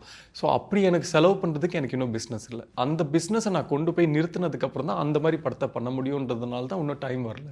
ஓகே அப்படின்னு சொல்லி. ஸோ என்னோட பர்சனலாக சோலோ ஃபிலிம்ஸை நான் அந்த அளவுக்கு பட்ஜெட்டை நான் கொண்டு போயிட்டு அந்த இடத்துல நிறுத்திட்டேன்னா அப்போ இதுக்கேற்ற மாதிரி இந்த படத்தை மைக்கேல் மதன காமராஜன் மாதிரி ஒரு ஸ்கிரிப்டை நான் பண்ணுறதுக்கு அது கரெக்டாக இருக்கும் அப்படின்னு தோணும். நீங்கள் சொன்னீங்கல்ல எனக்கு டைரக்ஷனில் இன்ட்ரெஸ்ட் இருக்குது அப்படின்ட்டு. You can also do yourself, no? But மெயினாக அந்த மணி தான் சொல்கிறீங்க. ஆமாம், இந்த ஃபைனான்ஷியல் ஆஸ்பெக்டை இது சொல்கிறீங்க. ஆமாம் ஆமாம் கரெக்ட். பட் இப்போ வந்து நிறைய புது டைரக்டர்ஸ் வராங்க. They want an established face. அவங்க படங்களை லைக் பிகாஸ் டைரக்டர் யாருன்னு தெரியலன்னா அட்லீஸ்ட் ஹீரோவாவது இந்த ஹீரோ இருக்கா அப்படின்னு தெரியும்ல. அந்த மாதிரி நிறைய புதுமுக ஆஃபர் இயக்குனர்கள் ஓட படங்கள் உங்களுக்கு கிடைக்குதா? இப்போது நான் ஒரு 36-37 ஃபிலிம்ஸ் பண்ணியிருக்கேன்னா அதில் I think 31 or 32 directors new directors தான், இன்க்ளூடிங் வெங்கட் பிரபு, சசிகுமார் சார், அட்லி, எங்கேயுமே புது சரவணன், எல்லாருமே புது டேரக்டர்ஸ் தான்.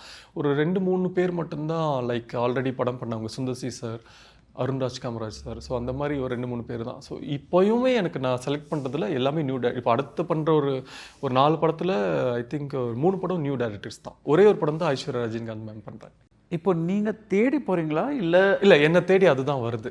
ஓகே, ஆக்சுவலி ஆமாம். ஸோ நீங்கள் நினச்சி பார்த்துருக்கீங்களா எஸ்டாப்ளிஷ் டேரக்டர்ஸ் நம்மளை ஏன் தேடி வர மாட்டேங்கிறாங்க அப்படின்ட்டு? மேபி அது அவங்க வந்தாங்க, நிறைய டேரக்டர்ஸ் வந்தாங்க. எனக்கு பர்டிகுலராக அந்த நேம் சொல்ல முடியல. இப்போ விடிவி நம்ம வினய் தாண்டி ஒரு கௌதம் மேனன் சாரே கூப்பிட்டு மீட் பண்ணாங்க. ஸோ அந்த மாதிரி இருந்தது. பட் என்னென்னா அவங்களுக்கு இப்போ எஸ்டாப்ளிஷ் அப்படின்னா ஒரு 10 டேரக்டர்ஸ் தான் நம்ம பெருசாக சொல்ல முடியும். அந்த 10 டேரக்டர்ஸுமே டாப் லைனில் இருக்க ஹீரோஸ் வச்சு படம் பண்ணால் தான் 100+ crores அந்த மாதிரி பிஸ்னஸ் அவங்க பண்ணுறதுக்கு அதெல்லாம் கரெக்டாக இருக்கும். அவங்க ஏன் வரலன்னா அந்த அளவுக்கு நம்மளுக்கு இன்னும் பிஸ்னஸ் இல்லை. ஸோ நம்ம பிஸ்னஸ் எப்படி டெவலப் பண்ணணும் அப்படின்ற மாதிரி. பட் வந்தால் கூட என்னோட ஃபர்ஸ்ட் ப்ரிஃபரன்ஸ் வந்து அசிஸ்டன்ட் டேரக்டருக்கு தான் இருக்குது. ஸோ ஒரு புது ஒரு டேரக்டர் அவங்க அவ்வளோ வருஷமாக ஒரு படத்தை எடுக்கணும்னு சொல்லிட்டு வெயிட் பண்ணி 4-5 வருஷமாக அதில் இன்புட் பண்ணி அது அந்த படத்தை நம்ம மூலமாக எடுக்கும்போது அவங்களோட ஃபுல் இன்புட் அதில் இருக்கும். சேம் இப்போ பெரிய டேரக்டரும் அவரோட லெவலை ஸ்டே பண்ணணும், அது ஸ்ட்ராங்கராக வச்சுக்கணுன்றதில் அவருக்கும் அந்த இன்புட் இருக்கும். பட் அவங்களுக்கு ஆல்ரெடி நிறைய சான்சஸ் கிடச்சி அவங்க அந்த இடத்துல இருக்காங்க. நம்ம இவங்களுக்கு இது கொடுப்போமேன்றதுல தான் இன்ட்ரெஸ்ட் இருக்குது. ஸோ அதுலேயும் ஒரு இட்ஸ் அ கைண்ட் ஆஃப் ஒரு ஹெல்பிங் மென்டாலிட்டின்னு சொல்லுவீங்களா? இது ரெண்டுமே ஒரு ஏன்னா நம்ம இப்போ நடிக்க வரதுக்கு முன்னாடி ஸ்டுடியோவில் இருந்தேன்னு சொன்னல, அந்த டைமில் வந்து இப்போ டேரக்டரும் தேவாப்பாவும் கம்போசிங் உள்ளே போயிடுவாங்க. இப்போ 2-3 அசிஸ்டன்ட் டேரக்டர்ஸ் தான் வெளியில் இருப்பாங்க. அவங்க கூட தான் நான் அதிகமாக பழகின டைம் அதிகம். ஸோ அப்போ அவங்களோட குறைகளை சொல்லுவாங்க, கஷ்டங்கள் சொல்லுவாங்க. இந்த மாதிரி நாங்கள் இவ்வளோ வருஷமாக 7 வருஷமாக அசிஸ்டன்ட் டேரக்டராக இருக்கோம், நிறைய ட்ரை பண்ணிகிட்ருக்கோம், ஒரு படம் கூட இல்லை. இதெல்லாம் பகவதிக்கு அப்புறம். ஸோ இந்த மாதிரி ட்ரை பண்ணிகிட்ருக்கோம், இல்லை படமே கிடைக்கலன்னும் போது எனக்கு அப்போவே வந்து என்ன ஆச்சுன்னா, நான் ஹீரோ வந்தால் எல்லா அசிஸ்டன்ட் டேரக்டருக்கும் வந்து கதை நல்லா இருந்துச்சுன்னா நான் கண்டிப்பாக சான்ஸ் கொடுப்பேன் அப்படின்றது மைண்டில் செட் பண்ணது. அது இன்னும் மைண்டில் அப்படியே தான் இருக்குது, மாறல. ஸோ அதனால ஓகே இது ஹெல்ப்பிங்கிறத தாண்டி நல்ல ஒரு டேலண்ட் பீப்புளை வெளியில் கொண்டு வருவோமே அப்படின்றது. இப்போது இந்த படத்தோட டைரக்டர் பாபு விஜய், அவர் வந்து நீங்கள் ஸ்ட்ரகிள் பண்ணியிருக்காங்கன்னு சொன்னீங்கல்ல, இவர் முருகதாஸோட அசிஸ்டண்ட்டாக இருந்தார், ஏஆர் முருகதாஸோட. அவருக்கு அந்த டைம் அவர் விட்டுட்டு ஒரு கதை எழுதி இப்போ இந்த படத்துக்கு இப்போ முடிச்சிருக்காருன்னா அது எவ்வளோ பீரியட் ஆச்சு, எவ்வளோ டைம் பீரியட் ஆச்சு அது? இல்லை, ஐ திங்க் பாபு விஜய் வந்து அவர் முருகதாஸ் சாரை விட்டுட்டு வந்து இந்த கதையை எழுதலைன்னு நினைக்கிறேன். அவர் ஒர்க் பண்ணிட்டு இருக்கும்போதே பேரலாக அவங்க ஃப்ரீ டைம்லலாம் அந்த கதையை டெவலப் பண்ணி அந்த மாதிரி தான் இருக்கும். இந்த கதை ஐ திங்க் ஒரு 3-4 இயர்ஸாகவே இந்த கதை அவர்கிட்ட இருக்குன்னு தான் நான் நினைக்கிறேன். அதோட கிளாரிட்டி நான் என்னன்னு கேட்கல. பட் ஆனால் 100% ஷூர் அவர் வந்து அவர்கிட்டேருந்து வெளியில் வந்து நான் ஒரு படம் பண்ணணும்னு சொன்னதுக்கப்புறம் இந்த கதையை எழுதலை. ஓகே. ஸோ அது ரொம்ப லாங் ப்ராசஸை தான் அவர் பண்ணியிருக்காரு. அந்த கதையில் இந்த சட்டென்று மாறுது வானிலை படத்தில் இருக்கிற ஸ்க்ரீன் பிளே பார்க்கும்போதே தெரியும் இதை ஒர்க் பண்ணுறதுக்கு கொஞ்ச நாள் தேவைப்படும் அப்படின்றது தெரியும். ஸோ லாங் ப்ராசஸ் தான் இருந்திருக்கு. ஓகே. ஸோ நீங்கள் வந்து ஒரு ஸ்க்ரீன் பிளே நரேஷனாக கேட்பீங்களா இல்லை படிப்பீங்களா? இல்லை, நரேஷனை கேட்குறது தான் எனக்கு ரொம்ப இஷ்டம். ஏன்னா நான் வந்து ஷூட்டிங் ஸ்பாட்டில் டைலாக்கே படிக்க மாட்டேன். எனக்கு வந்து அவங்க சொல்லுவாங்க, இது இப்போ பேப்பர்ஸில் படிக்கும் போது அந்த லெட்டர்ஸோடு பார்க்கும்போது அது ஒரு ஃபிக்ஸ்டாக எனக்கு ஃபீல் ஆகிடுது. ஸோ அதனால் இப்போ டேரக்டர் அவர் வந்து அந்த டைலாக்கை சொல்லும் போது அவர் உணர்ந்து சொல்லுவார். இதை விட நம்ம எப்படி உணர்ந்து அதை பண்ணுறதுன்றது ஒன்று இருக்கும்ல. ஸோ அதனால் சொல்லுங்கள் அப்படின்னு கேட்டு நான் திரும்ப அதை காப்பி பேஸ்ட் பண்ணுறது தான். ஸோ அவங்க சொல்கிறது வந்து அவங்க டைரக்டரே வந்து சொல்லுவார். ஆமாம், டைரக்டர் தான் அந்த டைலாக்ஸை வந்து சொல்லுவாங்க. அப்படி டைரக்டர் சொல்கிறது அவருக்கு அந்த டைலாக் சொல்லும் போது அவர் கம்ஃபர்டபுளாக இல்லை அப்படின்னா ஒரு கோ டைரக்டர் இல்லை அசோசியேட் டைரக்டர் அந்த டைலாக்கை வந்து என்கிட்ட சொல்லுவாங்க. ஸோ அந்த டயலாக் சொல்ல ஆஸ் அப்போஸ் டு படிக்க சொல்ல உங்களுக்கு வந்து அந்த மைண்டில் ஏறிடும். எப்படி அதை பேசலாம், இந்த வேர்டு எப்படி சொல்லலாம், அந்த வேர்டு எப்படி சொல்லலாம், அது உங்களுக்கு அந்த ஆன் ஸ்பாட்டில் ஷார்ட் ரெடி ஆகிறதுக்கு ஒரு 10 minutes முன்னாடி இதுதான் டைலாக்ஸ் அப்படின்ற மாதிரி டைலாக்ஸை சொல்லுவாங்க.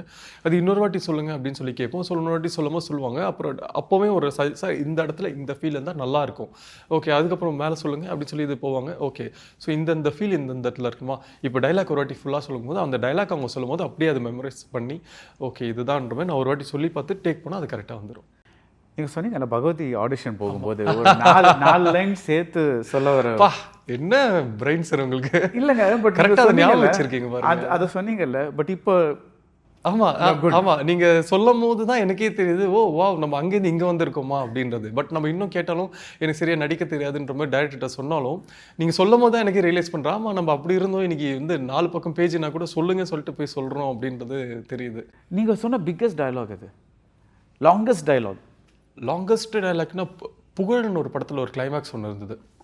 அங்கேயும் நான் டைலாக் கேட்டுட்டு இருந்தேன், சார் நீங்கள் தான் பார்த்து சொல்லிடுவீங்க பண்ணிடுவீங்க சொல்லியிருந்தார். திடீர்னு பார்த்தா அது ஒரு ஆல்மோஸ்ட் 9 to 10 pages. ஐயோ என்னங்க இது இவ்வளோ இருக்குது என்ன? இல்லை சார், இது வந்து நம்ம சிங்கிள் ஷாட்டாக ஃபுல்லாகவே நீங்கள் பேச போகிறது இல்லை, 3 ஷாட்டாக எடுக்கிறேன்னு. 3 ஷாட் பெரிய இது கொடுக்குறீங்களா எனக்கு? போகாது, என்ன இதை நீங்கள் சொல்லியிருக்கணுமே அப்படின்னா. இல்லை நீங்கள் பண்ணிவிடுங்க சார், ரொம்ப ஈஸி டைலாக் தான் சொல்கிறாங்க. என்னென்னா அந்த 10 பேஜுமே வந்து நம்ம நார்மலாக ஒரு இந்த சிவாஜி சார் சொல்கிற மாதிரி டைலாக்ஸ் இல்லாமல் நம்மளோட டே டு டே அது இருக்கிற அந்த தண்ணி சரியில்லை, இங்கேருந்து மணலை எடுத்துகிட்டு போகிறீங்க, லாரி எடுத்து, அந்த மாதிரி நம்மளுக்கு புரிகிற ஒரு விஷயந்தான். அந்த டைலாக்ஸ் மட்டும்தான் வந்து 3 பாட்டாக பிரித்தோம். ஒரு 3 பேஜ் அப்படின்னு பிரித்து ஃபஸ்ட்டு 3 பேஜை வந்து ஒரு 3 times 4 times சொல்கிறாங்க. அது எல்லாமே எனக்கு ஓகே தான். But dialogues okay. இது 3 பக்கத்துக்கு எழுதின டைலாக்ஸ் இப்போ என் மைண்டில் தான் இருக்குது. அவங்க 3 வாட்டி சொன்னதுலே வந்துச்சு. இதில் எங்கே நம்ம வந்து எமோஷனை கொண்டு வரணும், எங்கே வால்யூம் லெவலை கம்மி பண்ணணும் அப்படின்றது யோசித்து ஒன்று ஃபிக்ஸ் பண்ணுறதுக்குள்ளே 1.5 பேஜை நான் ஃபிக்ஸ் பண்ணிவிட்டு, அடுத்த 1.5 பேஜை நான் ஃபிக்ஸ் பண்ணுறதுக்குள்ளே ஃபஸ்ட்டு 1.5 பேஜ் நம்ம என்ன ஃபிக்ஸ் பண்ணணும்னு மறந்துருக்கோம். பரபரன்னு ஏன்னா காமாக இருந்தால் அதை பண்ணிடலாம். ஷூட்டிங் ஸ்பாட்டில் கட்டுறதுக்கு இது டர்மாக்குள்ளே எத்தணும் அப்படின்னு கத்திட்டே இருப்பாங்களே, ஸோ அவங்க ஒர்க் பண்ணிட்டு இருப்பாங்களா அவ்வளோ இதுவாக. அப்போ நம்ம அதை வந்து ஃபோக்கஸ் பண்ணுறது ரொம்ப ஹார்டாக இருக்கும். அப்போ மட்டும்தான் அந்த ஷூட்டிங் மட்டும் தான் 2 minutes இருக்குன்னு சொல்லிட்டு எனக்கு கேரவன் போயிட்டு அமைதியாக இருந்து ஓகே இந்த டைலாக் இப்படி சொன்னி இது இப்படி இருக்கலாம் அப்படின்னு சொல்லிட்டு வந்துட்டு அந்த புகழ் வந்து ரொம்ப இதுவாக இருந்தது. லேபிளும் அப்படி தான் இருந்தது.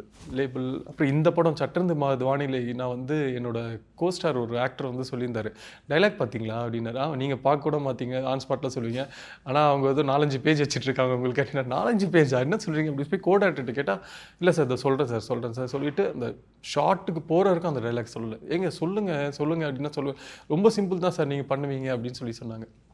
அது என்னென்னா என்னோடய பாஸ்ட்டை பற்றி நான் என்னோடய ஃப்ளாஷ்பேக்கை பற்றி ஹீரோயின் கிட்ட சொல்கிற ஒரு டைலாக். எனக்கே அந்த படத்தில் அவர் டைலாக் சொல்லும் போது தான் தெரியும் இதுதான் என்னோட கதை, பாஸ்ட் இந்த கதையில் அப்படின்ற மாதிரி ஃபுல் டைலாக்கை சொன்னாங்க. அது கொஞ்சம் கம்ஃபர்டபுள் ஜோனில் தான் இருந்தது. பட் அப்புறம் டைரக்டர் சொன்னார் இந்த இடத்துல கொஞ்சம் கண்ணில் தண்ணி வந்தால் பெட்டராக இருக்கும், நீங்கள் ஃபஸ்ட்டு பேசும்போது கண்ணில் தண்ணி இருக்கக்கூடாது, போக போக போக அந்த விஷயத்தை நீங்கள் சொல்லும் போது இந்த பாயிண்டில் கண்ணில் தண்ணி வந்தால் பெட்டராக இருக்கும் அப்படின்ற மாதிரி ஒரு 10 minutes பிஃபோர் சொன்னாங்க. எனக்கு ரொம்ப உருக்கமாக இருந்தது டைலாக்லாம், ரொம்ப கம்ஃபர்டபுளாக இருந்தது. அதுவுமே ஒரு டேக்லேயே அப்படி பண்ணிட்டோம். Very nice. So thank you so much. All the best for இந்த சட்டென்று மாறுது வானிலை. அண்ட் இது வந்து I put it out of the universe. நீங்கள் சொன்ன மாதிரி பிரபஞ்சத்துக்கு உங்களுக்கு அந்த மல்டிபிள் ரோல்ஸ் பண்ணுற மாதிரி ஒரு ஆப்பர்ச்சுனிட்டி வரணும். And I also want you to have an opportunity to do a music video. Because அது உங்கள் ஸ்டைல் என்ன, உங்கள் ஐ மீன் ஒரு அளவுக்கு அந்த படங்களில் தெரிஞ்சிருக்கு. பட் ஜென்ரலாகவே உங்களை ஒரு ஃப்ரீயாக விட்டா இன்னும் நல்லா பண்ணலாம். ஏன்னா அது ஒரு நேட்டிவிட்டி மூவி. ஸோ அதில் மியூசிக் ஒரு படத்தில் பண்ணால் அது வந்து அந்த படத்துக்கு ஏற்ற மாதிரி பண்ணணும். பட் நீங்களா வந்து ஃப்ரீயாக விட்டால் என்ன பண்ணுவீங்கன்ற ஒரு கியூரியாசிட்டி இருக்கு. So all the best. Thank you so much. Thank you so much. So sweet of you. Thank you. Chennai சில்க்ஸின் mega summer sale. Darling AC திருவிழா. இந்தியாவிலே குறைந்த மாத தவணையில் AC. Presta Premium Women's Wear. Let your body love it.